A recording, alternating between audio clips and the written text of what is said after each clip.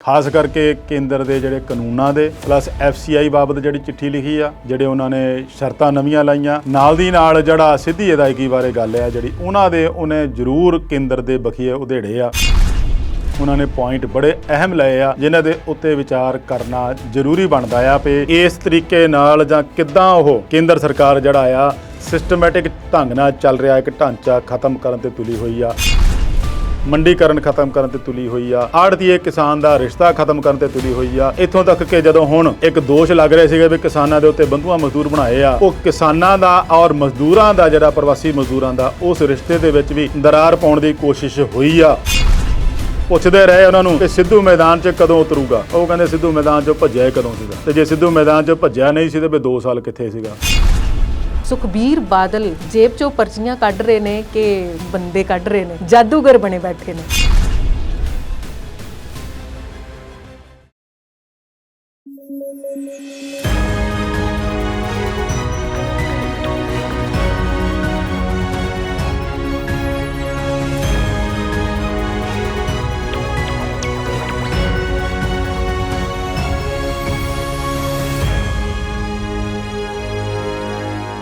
Punjabi national TV ਦੇ programme ਵਿਚਾਰ ਚਰਚਾ 'ਚ ਆਪ ਸਭ ਦਾ ਸਵਾਗਤ। ਅੱਜ ਦੇ ਮੁੱਦੇ CRPF ਦੇ ਜਵਾਨਾਂ ਦੀ ਵੱਡੀ ਪੱਧਰ ਤੇ ਸ਼ਹਾਦਤ ਲਈ ਕੌਣ ਜ਼ਿੰਮੇਵਾਰ, ਕੇਂਦਰ ਹੁਣ ਕੇਸ ਧਾਰਮਿਕ ਮੁੱਦੇ ਤੇ ਸਿਆਸਤ ਕਰਨ ਨਿਤਰੀ ਤੇ ਸਿੱਧੂ ਦੇ ਝੋਲੇ 'ਚੋਂ ਕਿਹੜੀ ਬਿੱਲੀ ਬਾਹਰ ਆਈ। ਇਹਨਾਂ ਮੁੱਦਿਆਂ ਤੋਂ ਇਲਾਵਾ ਕੁਝ ਹੋਰ ਮੁੱਦੇ ਵੀ ਵਿਚਾਰਾਂਗੇ ਆਪਣੇ ਮਾਹਿਰ ਮਹਿਮਾਨ ਦੇ ਨਾਲ। ਤੇ ਸਟੂਡੀਓ 'ਚ ਸਾਡੇ ਨਾਲ ਮੌਜੂਦ ਨੇ ਅਵਤਾਰ ਸਿੰਘ ਸ਼ੇਰਗਿੱਲ ਜੀ। ਅਵਤਾਰ ਸਿੰਘ ਜੀ, ਤੁਹਾਡਾ ਬਹੁਤ-ਬਹੁਤ ਸਵਾਗਤ ਅੱਜ ਦੇ ਪ੍ਰੋਗਰਾਮ 'ਚ। ਸ਼ੁਕਰੀਆ ਜੀ।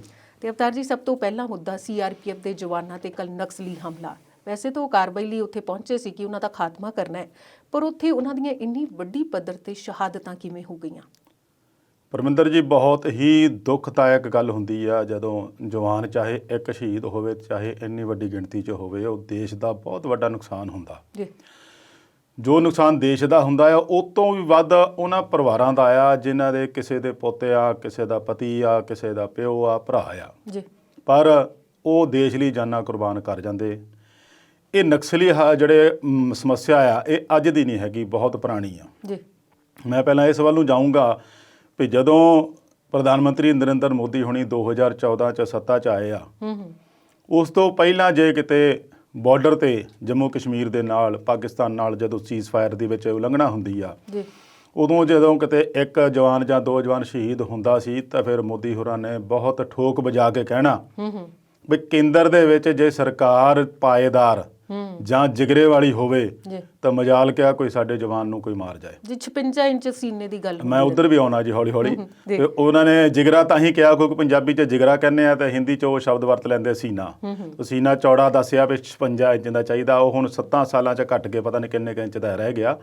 ਪਰ ਉਹ ਸਮੱਸਿਆ ਉੱਥੇ ਦੀ ਉੱਥੇ ਹੀ ਆ, ਚਾਹੇ ਬਾਰਡਰ ਦੇ ਉੱਤੇ ਪਾਕਿਸਤਾਨ ਨਾਲ ਲੱਗਦਾ ਹੋਵੇ ਤਾਂ ਵੀ ਆਪਾਂ ਗਿਣਤੀ ਕਰ ਲਈਏ ਤਾਂ ਕਿੰਨੀ ਬਣ ਜਾਂਦੀ ਜਵਾਨਾਂ ਦੇ ਸ਼ਹੀਦ ਹੋਣ ਦੀ, ਜਿਹੜੀ ਕਿ ਲਗਾਤਾਰ ਰੁਕ ਨਹੀਂ ਰਹੀ ਜੀ। ਬੇਸ਼ੱਕ ਹੁਣ ਜਿਹੜਾ ਪਾਕਿਸਤਾਨ ਨਾਲ ਸੀਜ਼ਫਾਇਰ ਦੁਆਰਾ ਹੋਇਆ ਸਮਝੌਤਾ, ਉਹਦੇ ਕਰਕੇ 1-1.5 ਮਹੀਨੇ ਤੋਂ ਜਿਹੜੀਆਂ ਤੋਪਾਂ ਔਰ ਬੰਦੂਕਾਂ ਬਾਰਡਰ ਤੇ LOC ਤੇ ਸ਼ਾਂਤ ਪਈਆਂ ਆ। ਨਕਸਲੀ ਸਮੱਸਿਆ ਵੀ ਇਹ ਤੋਂ ਵੀ ਕਿਤੇ ਵੱਡੀ ਆ। ਸਰਕਾਰ ਨੇ ਉਧਰ ਤਵੱਜੋ ਨਹੀਂ ਦਿੱਤੀ। 7 ਸਾਲ ਹੋ ਗਏ।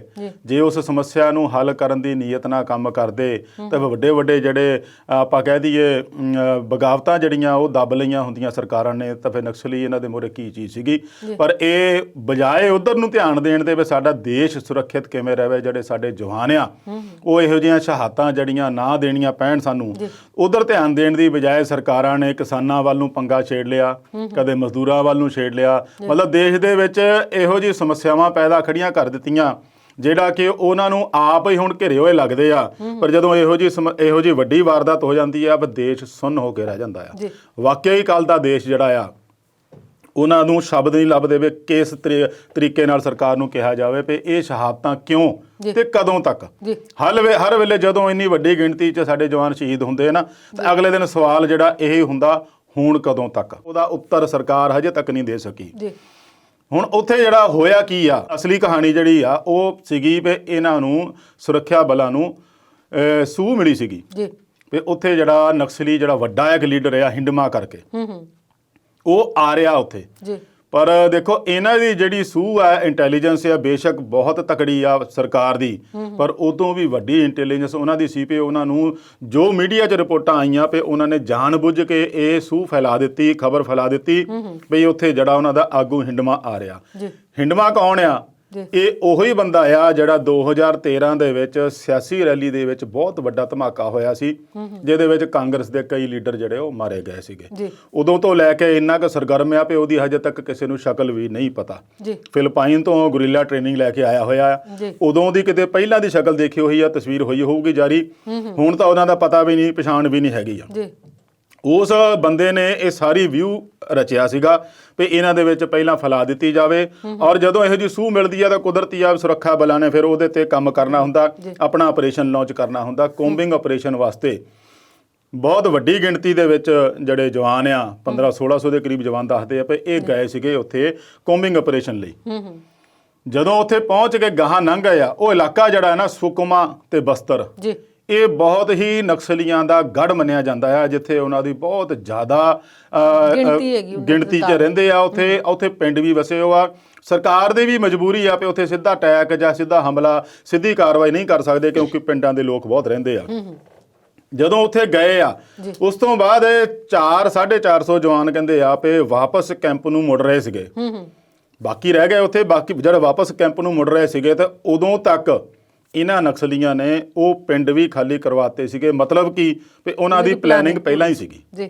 ਉਹਨਾਂ ਨੇ ਉਹ ਸਾਰਾ ਪਿੰਡ ਖਾਲੀ ਕਰਵਾਤਾ ਸੀਗਾ ਵੀ ਕਿਉਂਕਿ ਜੇ ਪਿੰਡ ਵਾਲੇ ਤੇ ਜੇ ਉਹ ਵੀ ਹਮਲਾ ਕਰਦੇ ਤਾਂ ਪਿੰਡ ਵਾਲੇ ਵੀ ਉਹਨਾਂ ਦਾ ਸਾਥ ਨਹੀਂ ਦੇਣਗੇ। ਉਹ ਪਿੰਡਾਂ ਵਾਲੇ ਜਿਹੜੇ ਉੱਥੇ ਹੈਗੇ ਆ ਫਿਲਹਾਲ ਉਹਨਾਂ ਦਾ ਵੀ ਸਹਿਯੋਗ ਮਿਲਦਾ ਹੁੰਦਾ, ਚਾਹੇ ਉਹ ਡਰਾ ਕੇ ਲੈ ਲੈਣ ਚਾਹੇ ਜ਼ਬਰਦਸਤੀ ਲੈ ਲੈਣ, ਦੇਣਾ ਪੈਂਦਾ ਉਹਨਾਂ ਨੂੰ ਪਿੰਡ ਵਾਲਿਆਂ ਨੂੰ। ਉਹ ਪਿੰਡ ਖਾਲੀ ਕਰਾਤਾ ਤੇ ਜਦੋਂ ਇਹ ਵਾਪਸ ਮੁੜ ਰਹੇ ਸੀ ਤਾਂ ਇਹਨਾਂ ਦੇ ਉੱਤੇ ਯੂ ਸ਼ੇਪ ਕਹਿੰਦੇ ਆ ਪਏ ਇੱਕ ਪਲੈਨਿੰਗ ਕਰਕੇ ਹਮਲਾ ਕੀਤਾ ਗਿਆ। ਯੂ ਸ਼ੇਪ ਮਤਲਬ ਤਿੰਨਾਂ ਪਾਸਿਆਂ ਤੋਂ ਰਸਤਾ ਰਹਿ ਗਿਆ ਸੀ ਉਹਨਾਂ ਨਾਲ ਇੱਕੋ ਹੀ, ਜਿੱਥੋਂ ਐਂਟਰੀ ਆਈ ਸੀ ਉੱਥੋਂ ਹੀ ਮੁੜਨ ਦਾ ਇੱਕ ਰਸਤਾ ਰਹਿ ਗਿਆ ਸੀਗਾ। ਹੋਰ ਐਸੀ ਚੱਕਰ ਵੀ ਉਹ ਰਚ ਦਿੱਤੀ ਉਹਨਾਂ ਨੇ ਵੀ ਕਿਤੋਂ ਨਿਕਲਣ ਦਾ ਰਸਤਾ ਹੈ ਨਹੀਂ ਸੀ।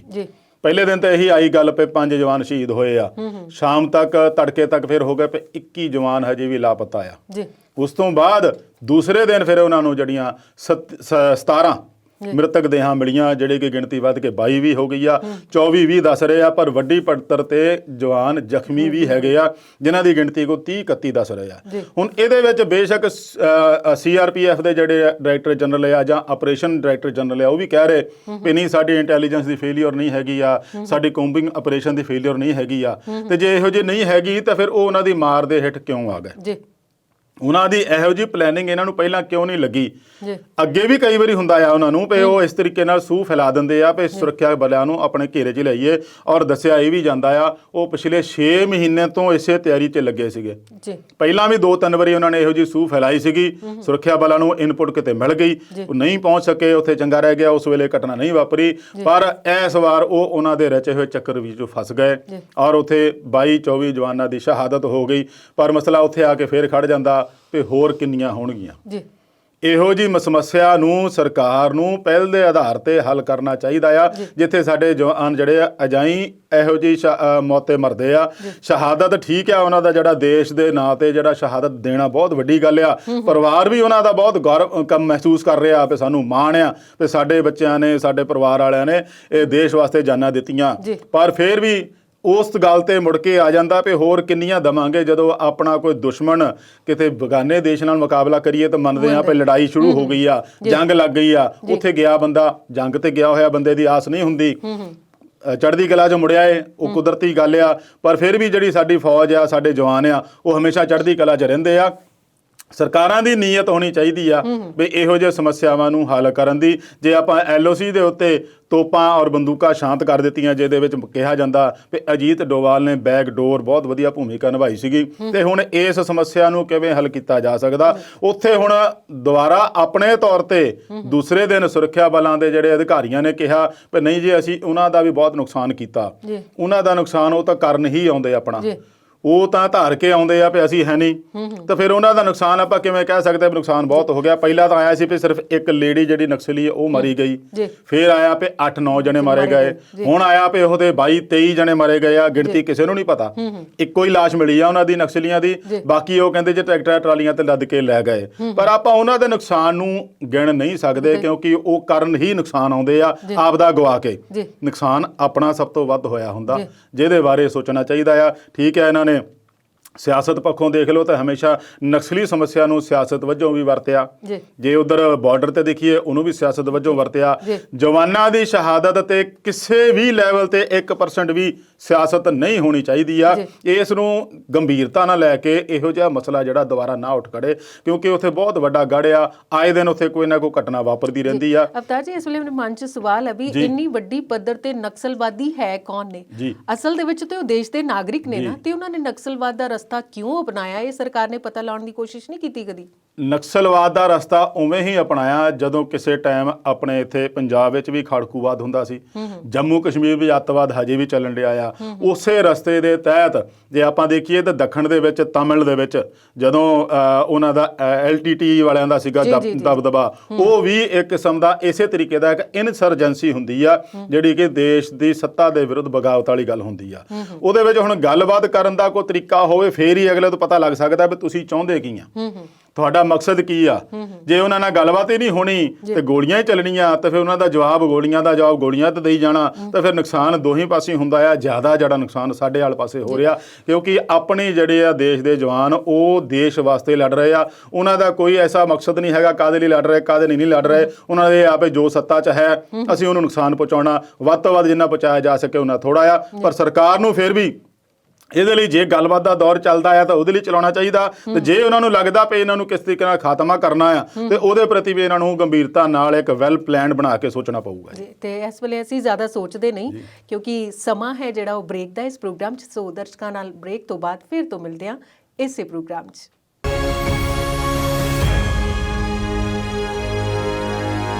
ਬ੍ਰੇਕ ਤੋਂ ਬਾਅਦ ਵਿਚਾਰ ਚਰਚਾ ਪ੍ਰੋਗਰਾਮ 'ਚ ਫਿਰ ਤੋਂ ਸਵਾਗਤ ਕਰਦੇ ਹਾਂ। ਤੇ ਅਵਤਾਰ ਜੀ, ਜਿਹੜਾ ਬ੍ਰੇਕ ਤੇ ਜਾਣ ਤੋਂ ਪਹਿਲਾਂ ਮੁੱਦਾ ਵਿਚਾਰ ਰਹੇ ਸੀ ਨਾ, ਉਹਦੇ 'ਚ ਕੁਝ ਸ਼ੰਕੇ ਹੱਲੇ ਵੀ ਨੇ ਜੀ। ਇਹ ਤਾਂ ਨਕਸਲੀ ਹਮਲਾ ਹੋ ਗਿਆ, ਸਾਡੇ ਸਾਹਮਣੇ ਆ ਗਿਆ, ਭੇਦ ਖੁੱਲ ਗਿਆ। 20 ਦਿਨ ਪਹਿਲਾਂ ਦੀ ਜਾਣਕਾਰੀ ਹੋਣ ਦੇ ਬਾਵਜੂਦ ਇੰਨੀ ਵੱਡੀ ਪੱਧਰ ਤੇ ਜਵਾਨਾਂ ਦੀ ਸ਼ਹਾਦਤ, ਤੇ ਉਧਰ ਜੰਮੂ ਕਸ਼ਮੀਰ ਵਿੱਚ ਵੀ ਇਦਾਂ ਦਾ ਕੋਈ ਮਾਮਲਾ। ਇਹ ਆਪਸ ਸਾਰੇ ਮਾਮਲੇ ਕਿਵੇਂ ਜੁੜਦੇ ਨੇ?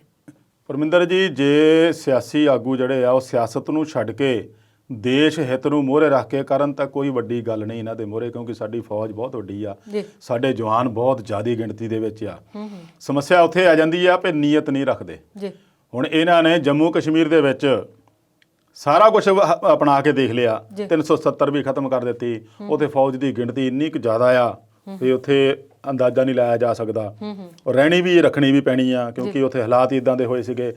370 ਤੋਂ ਬਾਅਦ ਖਤਮ ਕਰਨ ਤੋਂ ਬਾਅਦ ਲੱਗਦਾ ਸੀ ਵੀ ਕਾਬੂ ਕਰ ਲਾਂਗੇ, ਉਹਨੂੰ UT ਵੀ ਬਣਾਤਾ, ਪਰ ਹੱਲੇ ਵੀ ਕਾਬੂ ਨਹੀਂ ਹੈਗੇ। ਹਜੇ ਵੀ ਆਪਾਂ ਦੇਖਦੇ ਆ ਆਏ ਦਿਨ ਉੱਥੇ ਕੋਈ ਨਾ ਕੋਈ ਹਮਲਾ ਹੋਇਆ ਰਹਿੰਦਾ, ਮੁਕਾਬਲਾ ਚੱਲਿਆ ਰਹਿੰਦਾ। ਜੇ ਹੁਣ ਘੁਸਪੈਠ ਇਹਨਾਂ 'ਚ ਰੋਕਣ 'ਚ ਕਾਮਯਾਬ ਹੋਏ ਆ ਤਾਂ ਸਥਾਨਕ ਪੱਧਰ ਤੇ ਉੱਥੇ ਅੱਤਵਾਦੀ ਦੁਆਰਾ ਪੈਦਾ ਹੋ ਗਏ ਆ, ਜਿਹੜੇ ਕਿ ਹੁਣ ਦੀ ਘਟਨਾ ਆ ਜਦੋਂ BJP ਆਗੂ ਦੇ ਘਰ ਤੇ ਹਮਲਾ ਕੀਤਾ ਗਿਆ ਸੀਗਾ, ਤੇ ਉਹਦੇ ਵਿੱਚ 4 ਅੱਤਵਾਦੀ ਉਹ ਸਥਾਨਕ ਹੀ ਸੀਗੇ, ਜਿਨ੍ਹਾਂ ਨੂੰ ਬਾਅਦ ਦੇ ਵਿੱਚ ਮੁਕਾਬਲੇ 'ਚ ਮਾਰਿਆ ਗਿਆ। ਫਿਰ ਉੱਥੇ ਗੱਲ ਆ ਜਾਂਦੀ ਆ, ਸਥਾਨਕ ਲੋਕ ਜਿਹੜੇ ਆ ਉਹ ਫਿਰ ਉਹਨਾਂ ਦੇ ਹਮਾਇਤ 'ਚ ਆ ਜਾਂਦੇ ਆ। ਉਹ ਕਹਿ ਦਿੰਦੇ ਆ ਵੀ ਨਹੀਂ, ਇਹ ਐਕਸਟਰਾ ਜੁਡੀਸ਼ੀਅਲ ਕਿਲਿੰਗ ਆ, ਵੀ ਇਹਨਾਂ ਨੂੰ ਨਜਾਇਜ਼ ਮਾਰਤਾ। ਚੱਲਦਾ ਰਹਿੰਦਾ ਉੱਥੇ ਸਿਲਸਿਲਾ ਬਹੁਤ ਵੱਡੇ ਪੱਧਰ ਤੇ ਆ, ਕਿਉਂਕਿ ਦੋਸ਼ ਵੱਖ-ਵੱਖ ਤਰ੍ਹਾਂ ਦੇ ਲੱਗਦੇ ਰਹਿੰਦੇ ਆ। ਪਰ ਜਦੋਂ ਇਹੋ ਜਿਹੀ ਗੱਲ ਇਨਸਰਜੈਂਸੀ ਦੀ ਆ ਜਾਂਦੀ ਆ, ਸਰਕਾਰ ਵਿਰੁੱਧ ਬਗਾਵਤ ਦੀ ਆ ਜਾਂਦੀ ਆ, ਤੇ ਉੱਥੇ ਸੁਰੱਖਿਆ ਬਲਾਂ ਦੇ ਕੋਲ ਵੀ ਕੋਈ ਹੋਰ ਚਾਰਾ ਨਹੀਂ ਰਹਿੰਦਾ ਇਹੋ ਜਿਹੀ ਕਾਰਵਾਈ ਕਰਨ ਦੇ ਲਈ। ਜਿਹੜੀ ਨਕਸਲੀ ਇਲਾਕਿਆਂ ਦੇ ਵਿੱਚ ਕਾਰਵਾਈ ਕਰਨ ਦਾ ਮਕਸਦ ਸਰਕਾਰ ਦਾ ਇਹੀ ਆ, ਜਿਹੜਾ ਸੰਜਮ ਵਰਤਦੇ ਆ ਵੀ ਉੱਥੇ ਵੱਡੀ ਗਿਣਤੀ 'ਚ ਸਥਾਨਕ ਲੋਕ ਜਿਹੜੇ ਪਿੰਡ ਵਾਸੀ ਰਹਿੰਦੇ ਆ, ਉਹਨਾਂ ਨੂੰ ਉਹ ਹਥਿਆਰ ਵਜੋਂ ਉਹ ਇੱਕ ਆਪਣੇ ਕੀ ਕਹਿੰਦੇ ਹੁੰਦੇ ਆ, ਕਵਚ ਵਜੋਂ ਵਰਤਦੇ ਆ, ਕਵਚ ਵਜੋਂ ਵਰਤਦੇ ਆ ਨਕਸਲੀ ਜਿਹੜੇ, ਵੀ ਉਹਨਾਂ ਨੂੰ ਮੋਹਰੇ ਕਰ ਦਿੰਦੇ ਆ। ਪਤਾ ਉਹਨਾਂ ਨੂੰ ਵੀ ਜੇ ਇਹਨਾਂ ਤੇ ਗੋਲੀਆਂ ਚਲਾਈਆਂ ਸਥਾਨਕ ਲੋਕਾਂ ਤੇ ਇਹਨਾਂ ਨੇ ਭੜਕ ਜਾਣਾ ਤੇ ਇਹਨਾਂ ਸਰਕਾਰ ਦੇ ਜਾਂ ਸੁਰੱਖਿਆ ਬਲਾਂ ਦੇ ਖਿਲਾਫ ਹੋ ਜਾਊਗੀ। ਇਹ ਵੀ ਇਹਨਾਂ ਦੀ ਇੱਕ ਪਲੱਸ ਪੁਆਇੰਟ ਆ ਵੀ ਇਸ ਨੂੰ ਸੋਚ ਕੇ ਚੱਲਦੇ ਆ। ਬੇਸ਼ੱਕ ਬਹੁਤ ਨੁਕਸਾਨ ਕਰ ਰਿਹਾ, ਇਹ ਤਾਂ ਹਜੇ 22 ਆ। ਜੇ ਆਪਾਂ ਥੋੜੇ ਸਾਲਾਂ ਦੇ ਪਿਛਲੀ ਗੱਲ ਕਰੀਏ ਤਾਂ ਇੱਕ ਦਿਨ 'ਚ 70 ਜਵਾਨ ਵੀ ਸਾਡੇ ਸ਼ਹੀਦ ਹੋਏ ਆ, ਜਿਨ੍ਹਾਂ ਦੇ ਵਿੱਚ ਉਹ ਬਰੂਦੀ ਸੁਰੰਗੀ ਉਡਾ ਦਿੰਦੇ ਸੀ, ਗੱਡੀ ਦੀ ਗੱਡੀ ਉਡਾ ਦਿੰਦੇ ਸੀਗੇ। ਪਰ ਇਸ ਤਰ੍ਹਾਂ ਘੇਰ ਕੇ ਜਿਹੜਾ ਮਾਰਿਆ ਗਿਆ ਨਾ ਹੁਣ, ਇਹ ਇਹਨਾਂ ਦੀ ਮੇਰੇ ਖਿਆਲ ਵਿੱਚ ਆ ਵੀ ਇਹਨਾਂ ਸਾਲਾਂ ਦੇ ਵਿੱਚ ਪਹਿਲਾਂ ਇਹੋ ਜਿਹੀ ਘਟਨਾ ਹੋਈ ਆ ਜਿੱਥੇ ਉਹਨਾਂ ਨੇ ਇਸ ਤਰੀਕੇ ਨਾਲ ਇੱਕ ਸ਼ੇਪ ਰਚਨਾ ਰਚ ਕੇ ਇੱਕ ਚੱਕਰਵਿਊਹ ਕਹਿ ਦਿਓ ਤੇ ਉਹਦੇ ਵਿੱਚ ਘੇਰ ਕੇ ਮਾਰਿਆ, ਜਿਹਦੇ ਵਿੱਚ ਜਵਾਨਾਂ ਨੂੰ ਕਿਤੇ ਨਿਕਲਣ ਦਾ ਰਸਤਾ ਨਹੀਂ ਮਿਲਿਆ ਔਰ ਉਹਨਾਂ ਦੀ ਐਡੀ ਵੱਡੀ ਪੱਧਰ ਤੇ ਸ਼ਹਾਦਤ ਹੋਈ ਆ। ਤੇ ਚਲੋ ਇਹ ਮੁੱਦਾ ਉੱਠਿਆ ਹੈ ਤੇ ਕੋਈ ਨਾ ਕੋਈ ਜਵਾਬ ਦੇਣ ਲਈ ਤਿਆਰ ਹੋਏਗਾ। ਬਿਲਕੁਲ ਜੀ, ਹੁਣ ਅਮਿਤ ਸ਼ਾਹ ਹੋਰੀ ਗ੍ਰਹਿ ਮੰਤਰੀ ਪ੍ਰਧਾਨ ਮੰਤਰੀ ਹੋਰੀ ਕਹਿ ਰਹੇ ਆ ਪਏ ਜਵਾਨਾਂ ਦੀ ਸ਼ਹਾਦਤ ਜਿਹੜੀ ਆ ਉਹ ਅਜਾਈ ਨਹੀਂ ਜਾਊਗੀ, ਬਦਲਾ ਲਵਾਂਗੇ। ਹੋ ਸਕਦਾ ਉਸ ਹਿੰਡਮਾ ਜਿਹੜਾ ਨਾਮਕ ਨਕਸਲੀ ਆ ਜਿਹੜਾ ਇਹਨਾਂ ਦਾ ਅਗਵਾਈ ਕਰ ਰਿਹਾ ਉੱਥੇ ਤੱਕ ਪਹੁੰਚ ਜਾਵੇ, ਪਰ ਜਿੰਨਾ ਚਿਰ ਇਹਨਾਂ ਦੇ ਅੰਦਰਲੇ ਜਿਹੜੇ ਸੂਈਏ ਆ ਜਿਹੜੇ ਅੰਦਰਲੀ ਕਈ ਵਾਰੀ ਕਈ ਗੱਲਾਂ ਹੋ ਜਾਂਦੀਆਂ, ਸਿਆਸੀ ਆਗੂ ਵੀ ਇਹੋ ਜਿਹੀ ਗੱਲਾਂ ਤੇ ਪਨਾਹ ਦੇਣ ਲੱਗ ਪੈਂਦੇ ਆ। ਉਹਨਾਂ ਦੀ ਸਾਰੀ ਪੱਧਰ ਤੇ ਜਾਂਚ ਹੋਣੀ ਚਾਹੀਦੀ ਆ ਵੀ ਇਹ ਜਿਹੜੀ ਜਾਣਕਾਰੀ ਲੀਕ ਗਲਤ ਤਰੀਕੇ ਨਾਲ ਕਿਵੇਂ ਸਾਡੇ ਕੋਲ ਆਈ ਆ ਤੇ ਜੇ ਆਈ ਆ ਤੇ ਇਸ ਨੂੰ ਗਾਂ ਹੋਰ ਕਿਵੇਂ ਪਹੁੰਚਾਈ ਆ। ਹੁਣ ਜਵਾਨ ਜਿਹੜੇ ਇਹਨੂੰ ਤੁਰ ਪਏ ਆ, ਇਹ ਸਾਰੀਆਂ ਗੱਲਾਂ ਨੂੰ ਧਿਆਨ 'ਚ ਰੱਖ ਕੇ ਇਹਦੇ ਬਾਰੇ ਵੱਡੀ ਪੱਧਰ ਤੇ ਪਲੈਨਿੰਗ ਕਰਕੇ ਫਿਰ ਹੀ ਇਹਨੂੰ ਗੰਭੀਰਤਾ ਨਾਲ ਸੋਚ ਕੇ ਤਾਂ ਹੀ ਇਹ ਸਮੱਸਿਆ ਨੂੰ ਹੱਲ ਕੀਤਾ ਜਾ ਸਕਦਾ ਹੈ ਜੀ। ਤੇ ਇਸ ਵੇਲੇ ਸਾਡੇ ਦੇਸ਼ ਦੇ ਪ੍ਰਧਾਨ ਮੰਤਰੀ ਗੰਭੀਰ ਸਮੱਸਿਆ ਦੇ ਨੂੰ ਲੈ ਕੇ ਕੱਲ ਉਹਨਾਂ ਨੇ ਇੱਕ ਬੈਠਕ ਕੀਤੀ, ਉਸ ਬੈਠਕ 'ਚ ਕੀ ਕੁਝ ਵਿਚਾਰਾਂ ਹੋਈਆਂ? ਦੇਖੋ, ਕਰੋਨਾ ਦੀ ਸਥਿਤੀ ਜਿਹੜੀ ਆ ਉਹ ਭਿਆਨਕ ਤੋਂ ਭਿਆਨਕ ਰੂਪ ਧਾਰਨ ਕਰਦੀ ਜਾ ਰਹੀ ਆ ਜੀ। ਕੇਵਲ 50 ਦਿਨਾਂ ਦੇ ਵਿੱਚ ਹੀ 9,000 ਤੋਂ ਸਿੱਧਾ ਹੀ 90,000 ਕੇਸਾਂ ਦੀ ਗਿਣਤੀ ਪਹੁੰਚ ਗਈ ਤੇ ਹੁਣ ਤਾਂ ਉਹ ਲੱਖ ਨੂੰ ਵੀ ਪਾਰ ਕਰ ਗਈ, ਜਿਹੜੀ ਕਿ ਕਰੋਨਾ ਦੇ ਸਟਾਰਟਿੰਗ ਤੋਂ ਲੈ ਕੇ ਹੁਣ ਤੱਕ ਪਹਿਲੀ ਵਾਰ ਆ ਪਏ ਲੱਖ ਨੂੰ ਕੇਸ ਜਿਹੜੇ ਆ ਉਹ ਇੱਕ ਦਿਨ 24 ਘੰਟੇ 'ਚ ਪਾਰ ਕਰ ਗਏ ਆ ਜੀ। ਬਹੁਤ ਵੱਡੀ ਇਹ ਸਮੱਸਿਆ ਬਣਦੀ ਜਾ ਰਹੀ ਆ। ਬੇਸ਼ੱਕ ਵੈਕਸੀਨੇਸ਼ਨ ਵੀ ਚੱਲ ਪਿਆ ਆ, ਉਸ ਦੇ ਬਾਵਜੂਦ ਵੀ ਕਰੋਨਾ ਦੇ ਕੇਸ ਨਿਕਲਣੇ ਆ, ਉਹਨੂੰ ਲੈ ਕੇ ਚਿੰਤਤ ਪਹਿਲਾਂ ਵੀ ਕੈਬਨਿਟ ਸਕੱਤਰ ਨੇ ਮੀਟਿੰਗ ਕੀਤੀ ਸੀ 2-3 ਦਿਨ ਪਹਿਲਾਂ।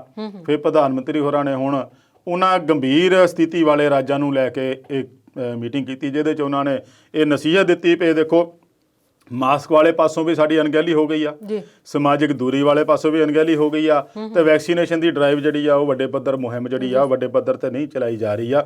ਇਹਨੂੰ ਹੋਰ ਤੇਜ਼ ਕਰਨ ਦੀ ਲੋੜ ਆ ਔਰ ਜਿਹੜੀਆਂ ਸਾਵਧਾਨੀਆਂ ਜਿਹੜੀ ਰਿਸਟ੍ਰਿਕਸ਼ਨ ਆ ਜਿਹੜੀਆਂ ਪਾਬੰਦੀਆਂ ਆ ਉਹਨਾਂ ਨੂੰ ਸਖਤੀ ਨਾਲ ਲਾਗੂ ਕੀਤਾ ਜਾਵੇ ਤਾਂ ਹੀ ਇਹਦੇ ਤੇ ਕਾਬੂ ਪਾਇਆ ਜਾ ਸਕੂਗਾ। ਨਹੀਂ ਤਾਂ ਫਿਰ ਇਹ ਜਿਹੜੀ ਆ ਕਰੋਨਾ ਦੀ ਸਥਿਤੀ ਜਿਹੜੀ ਸੈਕੰਡ ਲੇਅਰ ਆਪਾਂ ਕਹਿ ਰਹੇ ਆ, ਦਿੱਲੀ ਦੇ ਵਿੱਚ ਤਾਂ ਉਹ ਦਿੱਲੀ ਵਾਲੇ ਚੌਥੀ ਲੇਅਰ ਵੀ ਕਹਿ ਰਹੇ ਆ, ਬੰਬੇ ਦੇ ਵਿੱਚ ਸੈਕੰਡ ਥਰਡ ਪਤਾ ਨਹੀਂ ਕਿੰਨੀਆਂ ਲਹਿਰਾਂ ਚੱਲ ਪਈਆਂ ਆ, ਪਰ ਇਹ ਜਿਹੜੀ ਵੀ ਲਹਿਰ ਆ ਇਹ ਹੁਣ ਭਿਆਨਕ ਰੂਪ ਧਾਰ ਗਈ ਆ। ਇਹਨੂੰ ਜਿੰਨਾ ਸੰਜਮ ਨਾਲ ਆਪਾਂ ਕਾਬੂ ਕਰ ਸਕਾਂਗੇ, ਸਾਵਧਾਨੀਆਂ ਵਰਤ ਕੇ ਪਾਬੰਦੀਆਂ ਦਾ ਸਖਤੀ ਨਾਲ ਪਾਲਣਾ ਕਰਕੇ ਉਨਾ ਹੀ ਚੰਗਾ ਰਹੂਗਾ। ਨਹੀਂ ਤਾਂ ਇਹ ਹੋਰ ਜਦੋਂ ਭਿਆਨਕ ਹੋ ਗਈ ਤਾਂ ਫਿਰ ਸਰਕਾਰ ਕੋਲ ਜਦੋਂ ਪਹਿਲਾਂ ਸੀਗਾ ਕੋਈ ਚਾਰਾ ਨਹੀਂ ਸੀ ਲਾਕਡਾਊਨ ਵਾਲਾ, ਉਸ ਸਥਿਤੀ ਵੱਲ ਨੂੰ ਦੇਸ਼ ਵੱਧ ਰਿਹਾ। ਬੰਬੇ ਦੇ ਵਿੱਚ ਵੀ ਉਹਨਾਂ ਨੇ ਵੀਕਐਂਡ ਲਾਕਡਾਊਨ ਲਾਤਾ, ਸ਼ਾਮ ਨੂੰ 6 ਵਜੇ ਤੋਂ ਸਵੇਰੇ 6 ਵਜੇ ਤੱਕ ਕਰਫਿਊ ਲਾਤਾ, ਸਖਤੀਆਂ ਕਰਤੀਆਂ, ਬਾਰ ਬੰਦ ਕਰਤੇ, ਹੋਟਲ ਰੈਸਟੋਰੈਂਟ ਵਿਆਹ ਸ਼ਾਦੀਆਂ ਦਾ ਸਾਰਾ ਸਮਾਗਮ ਜਿਹੜਾ ਉਹ ਇਸ ਵੇਲੇ ਉੱਥੇ ਫਿਰ ਇੱਕ ਕਿਸਮ ਨਾਲ ਠੱਪ ਹੋਣ ਵੱਲ ਤੁਰ ਪਿਆ ਆ। ਤੇ ਇਹੋ ਜਿਹੀ ਸਥਿਤੀ ਆਪਾਂ ਨੂੰ ਹੋਰ ਪੂਰੇ ਮੁਲਕ ਵਿੱਚ ਨਾ ਆਵੇ, ਇਹਦੇ ਲਈ ਨਾਗਰਿਕਾਂ ਨੂੰ ਦੇਸ਼ ਵਾਸੀਆਂ ਨੂੰ ਹੀ ਇੱਕ ਜ਼ਿੰਮੇਵਾਰ ਬਣ ਕੇ ਚੱਲਣਾ ਪਊਗਾ ਵੀ ਤਾਂ ਕਿ ਸਰਕਾਰ ਨੂੰ ਅਸੀਂ ਮਜਬੂਰ ਨਾ ਕਰ ਸਕੀਏ। ਪ੍ਰਧਾਨ ਮੰਤਰੀ ਹੋਰਾਂ ਨੇ ਵੀ ਕਿਹਾ ਵੀ ਜਿਹੜੀਆਂ ਹੁਣ ਵਿਸ਼ੇਸ਼ ਜਿਹੜੀਆਂ ਡਾਕਟਰੀ ਟੀਮਾਂ ਆ ਉਹ ਪੰਜਾਬ, ਮਹਾਰਾਸ਼ਟਰ, ਛੱਤੀਸਗੜ੍ਹ ਖਾਸ ਕਰਕੇ ਇਹਨਾਂ 3 ਸੂਬਿਆਂ ਦੇ ਵਿੱਚ ਜਾਊਗਾ। ਛੱਤੀਸਗੜ੍ਹ ਦੇ ਵਿੱਚ ਇੱਕ ਰਿਪੋਰਟ ਆਈ ਸੀ ਜਿੱਥੇ ਇੱਕ ਪਰਿਵਾਰ ਦੇ 4 ਕੇ 5 ਜੀ ਕਰੋਨਾ ਦੀ ਭੇਟ ਹੀ ਚੜ੍ਹ ਗਏ। ਦੋਨਾਂ ਦੇ ਵਿੱਚ ਸਿਰਫ ਇੱਕ ਸ਼ਾਇਦ ਬੱਚਾ ਹੀ ਬਚਿਆ। ਬੜੀ ਦਰਦਨਾਕ ਇਹ ਘਟਨਾ ਸੀ, ਪਿੱਛੇ ਜੇ ਮੀਡੀਆ 'ਚ ਆਈ ਸੀਗੀ। ਇਹੋ ਜਿਹੀ ਸਥਿਤੀ ਨਾ ਆਵੇ, ਪਰਿਵਾਰ ਸਾਰੇ ਸੁਖੀ ਸੰਦੀ ਰਹਿਣ, ਕੰਮ ਵੀ ਚੱਲਦਾ ਰਵੇ, ਆਰਥਿਕ ਜਿਹੜੀ ਆ ਲੀ ਵੀ ਤੁਰਦੀ ਰਵੇ ਤੇ ਜ਼ਿੰਦਗੀ ਵੀ ਚੱਲਦੀ ਰਵੇ। ਉਹਦੇ ਲਈ ਸਾਨੂੰ ਇਹ ਬਹੁਤ ਜ਼ਰੂਰੀ ਆ ਵੀ ਇਹਨਾਂ ਦੀਆਂ ਪਾਲਣਾ ਪੂਰੀ ਤਰ੍ਹਾਂ ਕੀਤੀ ਜਾਵੇ, ਸਾਵਧਾਨੀਆਂ ਵਰਤਣੀਆਂ ਚਾਹੀਦੀਆਂ। ਤੇ ਅਵਤਾਰ ਜੀ, ਮੇਰੇ ਮਨ 'ਚ ਉਹੀ ਸਵਾਲ ਹੈ ਵੀ ਲੋਕ ਕਹਿੰਦੇ ਨੇ, ਆਮ ਲੋਕ ਸਿਆਸੀ ਰੈਲੀਆਂ ਨੂੰ ਰੋਕੋਗੇ ਤੇ ਫਿਰ ਅਸੀਂ ਵੀ ਫੋਲੋ ਕਰ ਲਾਂਗੇ ਤੁਹਾਡੇ ਨਿਯਮ, ਤੇ ਸਿਆਸਤ ਤੇ ਲਾਕਡਾਊਨ ਇਹ ਇੱਕ ਪਾਸੇ ਦੇ ਦੋ ਪਹਿਲੂ ਨੇ ਕਿ ਦੋਨੋਂ ਵੱਖੋ ਵੱਖ? ਨਹੀਂ ਪਰਮਿੰਦਰ ਜੀ, ਕਹਿੰਦੇ ਤਾਂ ਲੋਕ ਬਹੁਤ ਆ, ਪਰ ਜਿਹੜੇ ਇਸ ਬਿਮਾਰੀ ਦੇ ਵਿੱਚੋਂ ਨਿਕਲ ਕੇ ਆਏ ਆ ਜਾਂ ਜਿਹੜੇ ਇਸ ਬਿਮਾਰੀ ਨਾਲ ਪੀੜਤ ਹੋਏ ਆ ਉਹ ਆਪਣਾ ਅਨੁਭਵ ਦੱਸਦੇ ਆ। ਮੈਂ ਮੀਡੀਆ ਦੇ ਵਿੱਚ ਉਹਨਾਂ ਦੀਆਂ ਗੱਲਾਂ ਦੇਖਦਾ ਹੁੰਦਾ, ਪਾਇਆ ਹੁੰਦਾ ਉਹਨਾਂ ਨੇ ਪੋਸਟਾਂ। ਉਹ ਕਹਿੰਦੇ ਸਿਆਸੀ ਲੋਕ ਸਿਆਸਤ ਕਰਦੇ ਕਰੀ ਜਾਣ, ਹੋਰ ਜਿਹੜੇ ਮਰਜ਼ੀ ਲੋਕ ਤੁਹਾਨੂੰ ਆ ਕੇ ਕਹਿਣ ਫਲਾਣੇ ਥਾਂ ਨਹੀਂ ਕਰੋਨਾ ਹੋ ਗਿਆ, ਸਾਡੇ ਕਿੱਦਾਂ ਹੋ ਗਿਆ, ਇਹ ਬਿਲਕੁਲ ਭੁੱਲ ਜਾਓ। ਇਹ ਜਿਹਦੇ ਉੱਤੇ ਬੀਤਦੀ ਆ ਉਹਨੂੰ ਪਤਾ ਵੀ ਹੈ ਕਰੋਨਾ ਜ਼ਰੂਰ ਆ। ਤੁਸੀਂ ਉਹ ਕਿਸੇ ਥਾਂ ਤੇ ਮੈਂ ਇੱਕ ਵੀ ਲਿਖਿਆ ਪੜਿਆ, ਉਹ ਕਹਿੰਦੇ ਤੁਸੀਂ 50% ਹੀ ਮੰਨ ਲਓ ਵੀ ਕਰੋਨਾ ਹੈਗਾ, 100% ਨਾ ਸੀ, 50 ਮੰਨ ਲਓ ਹੈਗਾ, 50 ਮੰਨ ਲਓ ਨਹੀਂ ਹੈਗਾ।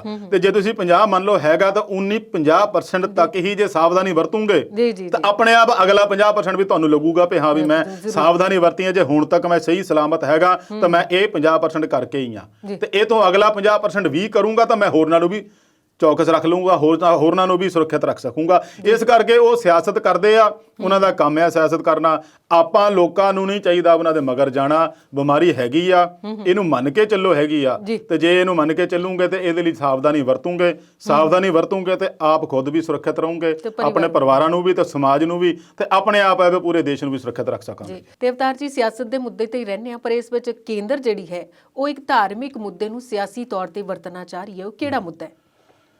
ਇਹ ਗੱਲ ਹਾਲੇ ਤਜਵੀਜ਼ ਵਜੋਂ ਹੀ ਨਿਕਲੀ ਆ।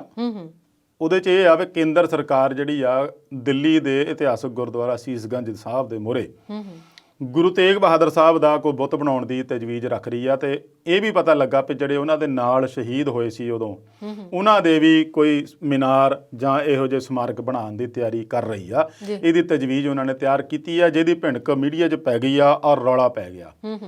ਪਹਿਲੀ ਗੱਲ ਤਾਂ ਇਹ ਆ ਵੀ ਸਿੱਖ ਧਰਮ ਦੇ ਵਿੱਚ ਬੁੱਤਾਂ ਦਾ ਸਿਧਾਂਤ ਹੈ ਹੀ ਨਹੀਂ ਕਿਤੇ, ਤਸਵੀਰਾਂ ਦਾ ਔਰ ਬੁੱਤਾਂ ਦਾ ਕਿਤੇ ਵੀ ਸਿਧਾਂਤ ਹੈ ਨਹੀਂ। ਜੇ ਆਪਾਂ ਮੰਨਦੇ ਹਾਂ ਤਾਂ ਗੁਰੂ ਸਾਹਿਬ ਨੇ ਇੱਕੋ ਗੁਰੂ ਗ੍ਰੰਥ ਸਾਹਿਬ ਦੇ ਲੜ ਲਾਇਆ ਸੀਗਾ, ਉਹਨੂੰ ਹੀ ਗੁਰੂ ਮੰਨਿਆ ਔਰ ਉਹਨੂੰ ਹੀ ਮੰਨਦੇ ਆ ਰਹੇ ਆ। ਜੇ ਤਸਵੀਰਾਂ ਵੀ ਬਾਅਦ 'ਚ ਬਣਾਈਆਂ ਤੇ ਫਿਰ ਉਹ ਇੱਕ ਕਲਾਕ੍ਰਿਤੀਆਂ ਹੀ ਆ ਜਿਹੜੀਆਂ ਕਿ ਪੇਂਟਰਾਂ ਨੇ ਇੱਕ ਅੰਦਾਜ਼ਾ ਲਾ ਕੇ ਬਣਾਈਆਂ ਸੀਗੀਆਂ। ਅਸਲ ਤਸਵੀਰ ਕਿਤੇ ਵੀ ਗੁਰੂ ਸਾਹਿਬ ਦੇ ਕਿਸੇ ਦੀ ਵੀ ਹੈ ਨਹੀਂ। ਉਸ ਗੱਲ ਨੂੰ ਲੈ ਕੇ ਰੌਲਾ ਪਿਆ ਆ, ਜਿਹਨੂੰ ਲੈ ਕੇ ਦਿੱਲੀ ਕਮੇਟੀ ਦੇ ਪ੍ਰਧਾਨ ਮਨਜਿੰਦਰ ਸਿੰਘ ਸਿਰਸਾ ਹੋਰਾਂ ਨੇ ਪ੍ਰਧਾਨ ਮੰਤਰੀ ਨੂੰ ਚਿੱਠੀ ਲਿਖੀ ਆ ਵੀ ਇਹ ਤਜਵੀਜ਼ ਜਿਹੜੀ ਆ ਸਿੱਖੀ ਸਿਧਾਂਤਾਂ ਦੇ ਉਲਟ ਆ, ਇਹ ਖਿਲਾਫ ਆ ਗੱਲ ਜਾਂਦੀ, ਇਹਨੂੰ ਰੋਕ ਦਿਓ, ਇਹ ਨਹੀਂ ਬਣਨੇ ਚਾਹੀਦੇ ਆ। ਉਸ ਤੋਂ ਬਾਅਦ ਸ਼੍ਰੋਮਣੀ ਕਮੇਟੀ ਨੇ ਵੀ ਇਹਦਾ ਬਹੁਤ ਸਖਤ ਨੋਟਿਸ ਲੈਂਦਿਆਂ ਤਾੜਨਾ ਕੀਤੀ ਆ ਵੀ ਇਹ ਜਿਹੜਾ ਆ ਇਹ ਸਿੱਖ ਭਾਈਚਾਰੇ ਦੇ ਨਾਲ, ਸਿੱਖ ਭਾਈਚਾਰੇ ਦੀਆਂ ਭਾਵਨਾਵਾਂ ਦੇ ਨਾਲ ਇਹ ਖਿਲਵਾੜ ਕੀਤਾ ਜਾ ਰਿਹਾ। ਇਹੋ ਜਿਹਾ ਕੰਮ ਨਹੀਂ ਹੋਣਾ ਚਾਹੀਦਾ।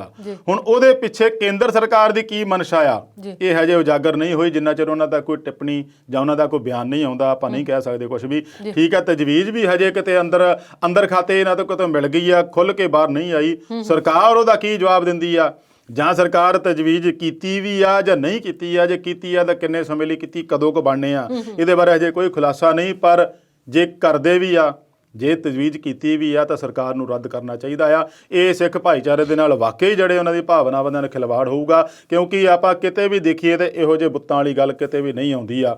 ਤੇ ਜਿਹੜੇ ਆਪਾਂ ਹੋਰਨਾਂ ਪਾਸਿਆਂ ਤੋਂ ਦੇਖੀਏ ਤੇ ਜਿਹੜੇ ਬੁੱਤ ਬਣੇ ਵੀ ਆ ਤੇ ਉਹਨਾਂ ਦੇ ਨਿਰਾਦਰ ਦੇਖੋ ਕਿੰਨੇ ਹੁੰਦੇ ਆ। ਇਹ ਬੁੱਤ ਦੀ ਸਿਆਸਤ ਵੈਸੇ ਵੀ ਕਿਤੇ ਨਹੀਂ ਹੋਣੀ ਚਾਹੀਦੀ ਆ। ਮੈਂ ਤਾਂ ਕਹਿੰਦਾ ਵੀ ਜਿੱਥੇ ਵੀ ਕਿਤੇ ਵੀ, ਚਾਹੇ ਸਾਡੇ ਵੱਡੇ ਵੱਡੇ ਸ਼ਖਸੀਅਤਾਂ ਦੇ ਬੁੱਤ ਲੱਗੇ ਆ ਜਾਂ ਕੋਈ ਆਗੂਆਂ ਦੇ ਬੁੱਤ ਲੱਗੇ ਆ, ਉਹ ਲੱਗਣੇ ਨਹੀਂ ਚਾਹੀਦੇ। ਉਹ ਕਿਸੇ ਸਮੇਂ ਉਹ ਲੜਾਈ ਦਾ ਕਾਰਨ ਬਣਦੇ ਆ।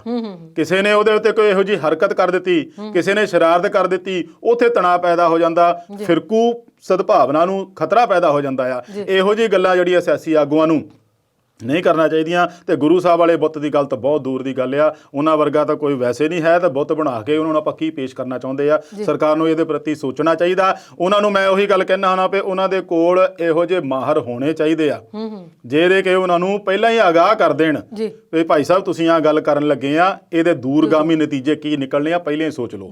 ਪਰ ਮੈਨੂੰ ਲੱਗਦਾ ਵੀ ਉਹ ਪਹਿਲਾਂ ਵੀ ਕਈ ਵਾਰੀ ਮੈਂ ਕਿਹਾ ਵੀ ਉਹ ਮਾਹਰ ਆ ਉਹਨਾਂ ਨੇ ਨਾਲ ਰੱਖੇ ਹੀ ਨਹੀਂ ਹੈਗੇ। ਜੇ ਮਾਹਰ ਰੱਖੇ ਹੁੰਦੇ ਤਾਂ ਪੰਜਾਬ ਦੇ ਅੱਜ ਕੱਲ੍ਹ ਜਿਹੜੇ ਹਾਲਾਤ ਕਿਸਾਨਾਂ ਵਾਲੇ ਬਣੇ ਆ ਦੇਸ਼ ਭਰ ਦੇ ਵਿੱਚ, ਪੰਜਾਬ ਸਮੇਤ, ਉਹ ਬਣਨੇ ਨਹੀਂ ਸੀ। ਉਹਨਾਂ ਨੇ ਦੱਸਣਾ ਸੀਗਾ ਵੀ ਇਹਦਾ ਭਾਈ ਨਤੀਜਾ ਗਲਤ ਨਿਕਲਣਾ, ਇਹ ਰਹਿਣ ਦਿਓ।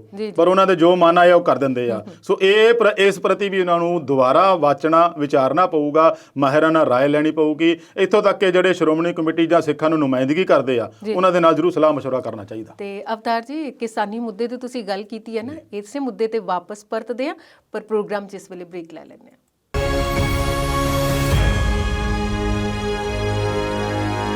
ਬ੍ਰੇਕ ਤੋਂ ਬਾਅਦ ਵਿਚਾਰ ਚਰਚਾ ਪ੍ਰੋਗਰਾਮ 'ਚ ਫਿਰ ਤੋਂ ਸਵਾਗਤ। ਤੇ ਸ਼ੇਰਗਿੱਲ ਜੀ, ਕਿਸਾਨ ਮੋਰਚੇ ਦੀ ਗੱਲ ਕਰਾਂਗੇ ਅੱਜ ਉਹ ਕਿਹੜੀ ਕਾਰਵਾਈ ਪਾ ਰਹੇ ਨੇ, ਪਰ ਉਸ ਤੋਂ ਪਹਿਲਾਂ ਨਾ ਤੁਹਾਨੂੰ ਕੋਈ ਚਿੱਠੀ ਮਿਲੀ, ਪਹਿਲਾਂ ਇਹ ਦੱਸੋ।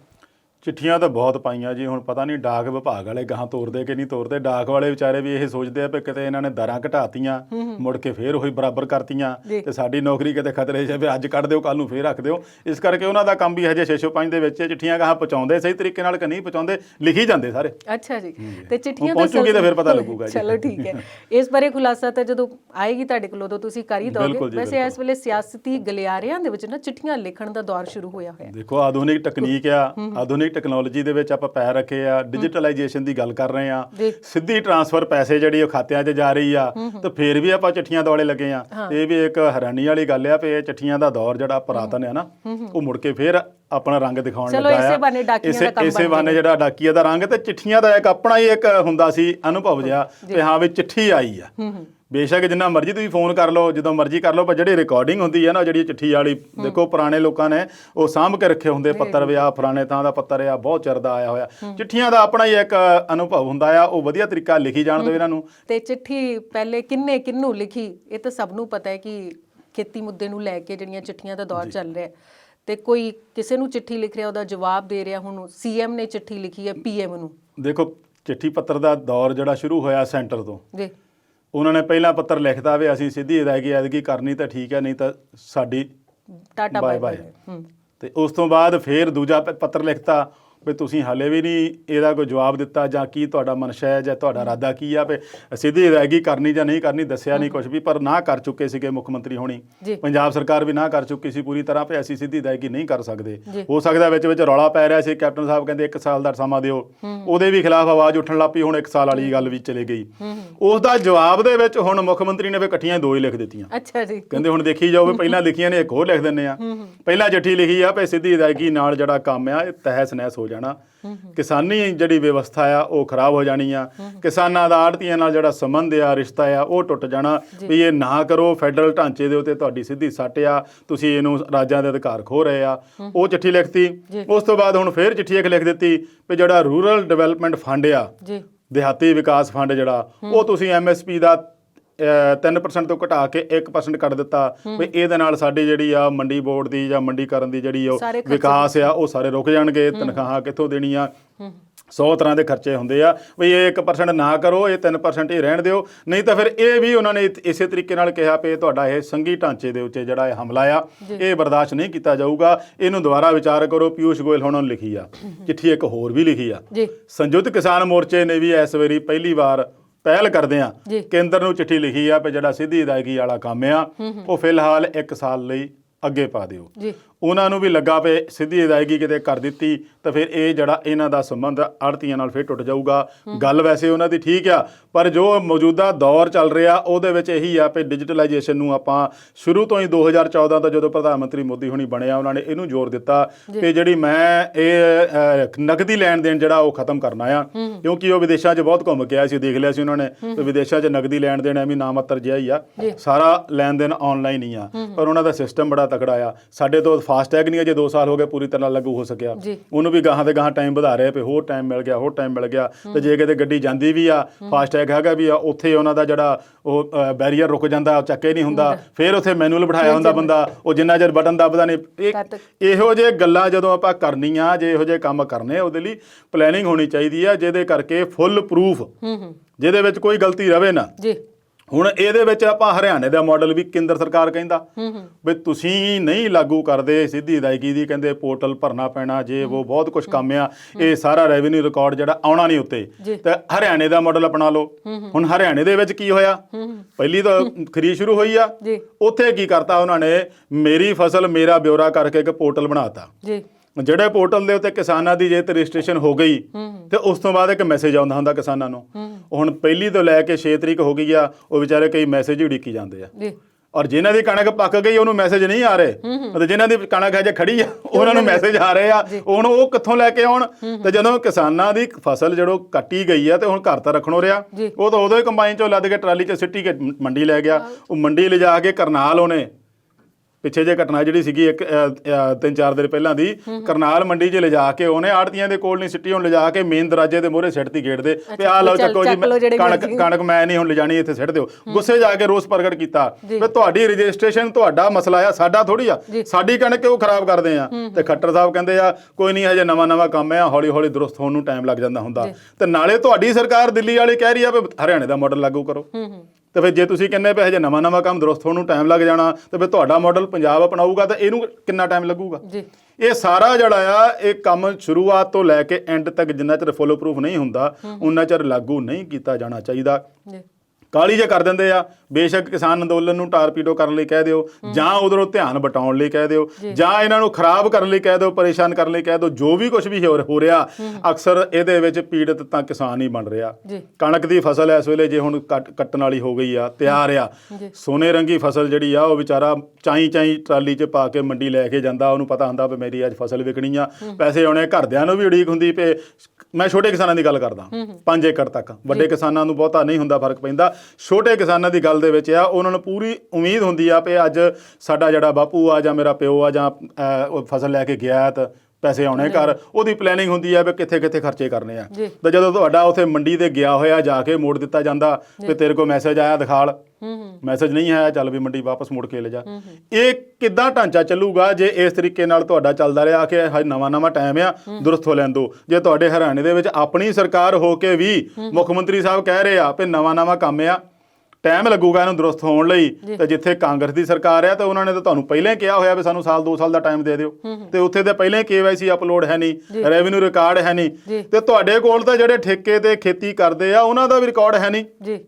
ਫੇਰ ਤੁਸੀਂ ਗੱਲ ਕਰਦੇ ਆ ਨਹੀਂ ਕਾਸ਼ਤਕਾਰਾਂ ਨੂੰ ਪੈਸੇ ਮਿਲੂਗੇ, ਕਾਸ਼ਤਕਾਰਾਂ ਨੂੰ ਕਿਵੇਂ ਦੇ ਦੂੰਗੇ ਤੁਸੀਂ? ਇਹ ਸਾਰਾ ਢਾਂਚਾ ਜਿਹੜਾ ਇਹਨਾਂ ਨੇ ਤਹਿਸ ਨਹਿਸ ਇਦਾਂ ਹੀ ਕਰ ਦੇਣਾ। ਜੇ ਹਿਸਾਬ ਨਾਲ ਇਹਨਾਂ ਨੇ ਕਾਨੂੰਨ ਬਣਾਏ ਆ, ਉਹਦੇ ਵਿੱਚ ਮੰਡੀਕਰਨ ਖਤਮ ਕਰਨ ਦੀ ਗੱਲ ਆਈ ਆ, ਉਹ ਇਹ ਮੰਡੀਕਰਨ ਖਤਮ ਕਰਨ ਵੱਲ ਨੂੰ ਹੀ ਤੁਰਿਆ ਜਾ ਰਿਹਾ, ਤਾਂ ਕਿ ਇਹ ਮੰਡੀਕਰਨ ਖਤਮ ਹੋ ਜਾਏ, ਇਹਨਾਂ ਦੇ ਵਿੱਚ ਰਜਿਸਟ੍ਰੇਸ਼ਨ ਦਾ ਭੰਬਲ ਪੂਸਾ ਪਿਆ ਰਵੇ, ਮੈਸੇਜ ਆਵੇ ਨਾ, ਕਿਸਾਨ ਮੰਡੀ 'ਚ ਲੈ ਕੇ ਜਾਵੇ ਨਾ, ਤੇ ਜੋ ਪ੍ਰਾਈਵੇਟ ਵਾਲੇ ਲੋਕ ਆ ਉਹ ਆਪੇ ਘਰਾਂ 'ਚ ਚੁੱਕਣ, ਉਹ ਮਨਮਰਜ਼ੀ ਦਾ ਭਾਅ ਲਾਣ, ਤੇ ਕਿਸਾਨ ਫੇਰ ਉਲਟਾ ਰਹਿੰਦਾ।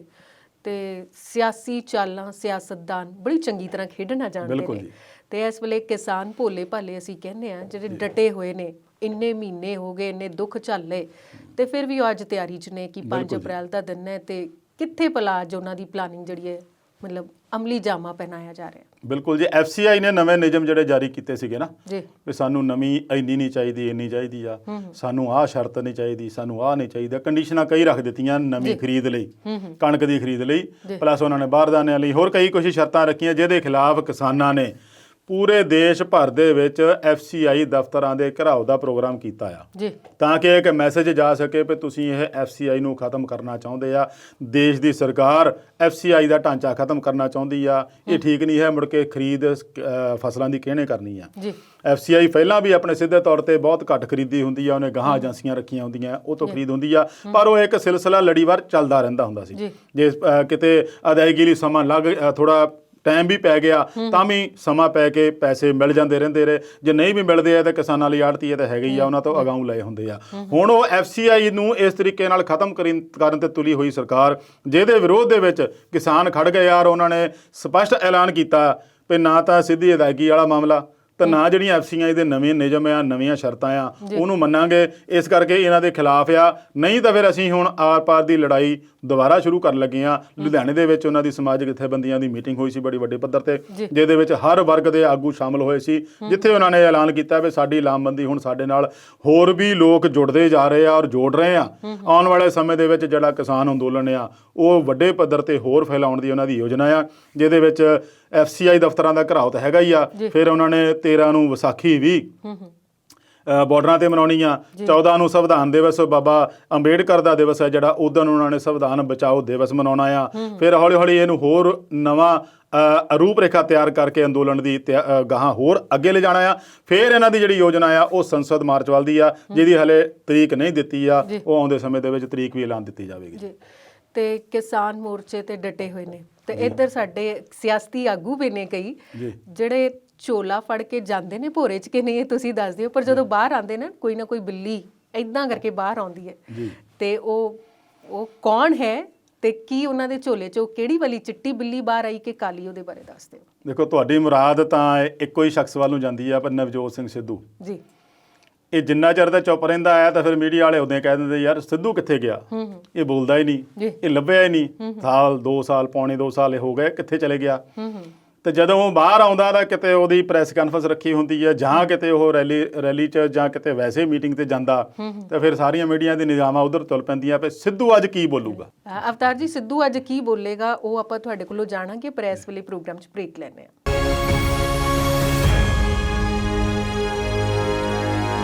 ਬ੍ਰੇਕ ਤੋਂ ਬਾਅਦ ਵਿਚਾਰ ਚਰਚਾ ਪ੍ਰੋਗਰਾਮ 'ਚ ਫਿਰ ਤੋਂ ਸਵਾਗਤ ਕਰਦੇ ਹਾਂ। ਤੇ ਅਵਤਾਰ ਜੀ, ਬਿੱਲੀ ਬਾਹਰ ਆ ਗਈ, ਚਿੱਟੀ ਕਿ ਕਾਲੀ, ਬੋਲੋ ਫਟਾਫਟ।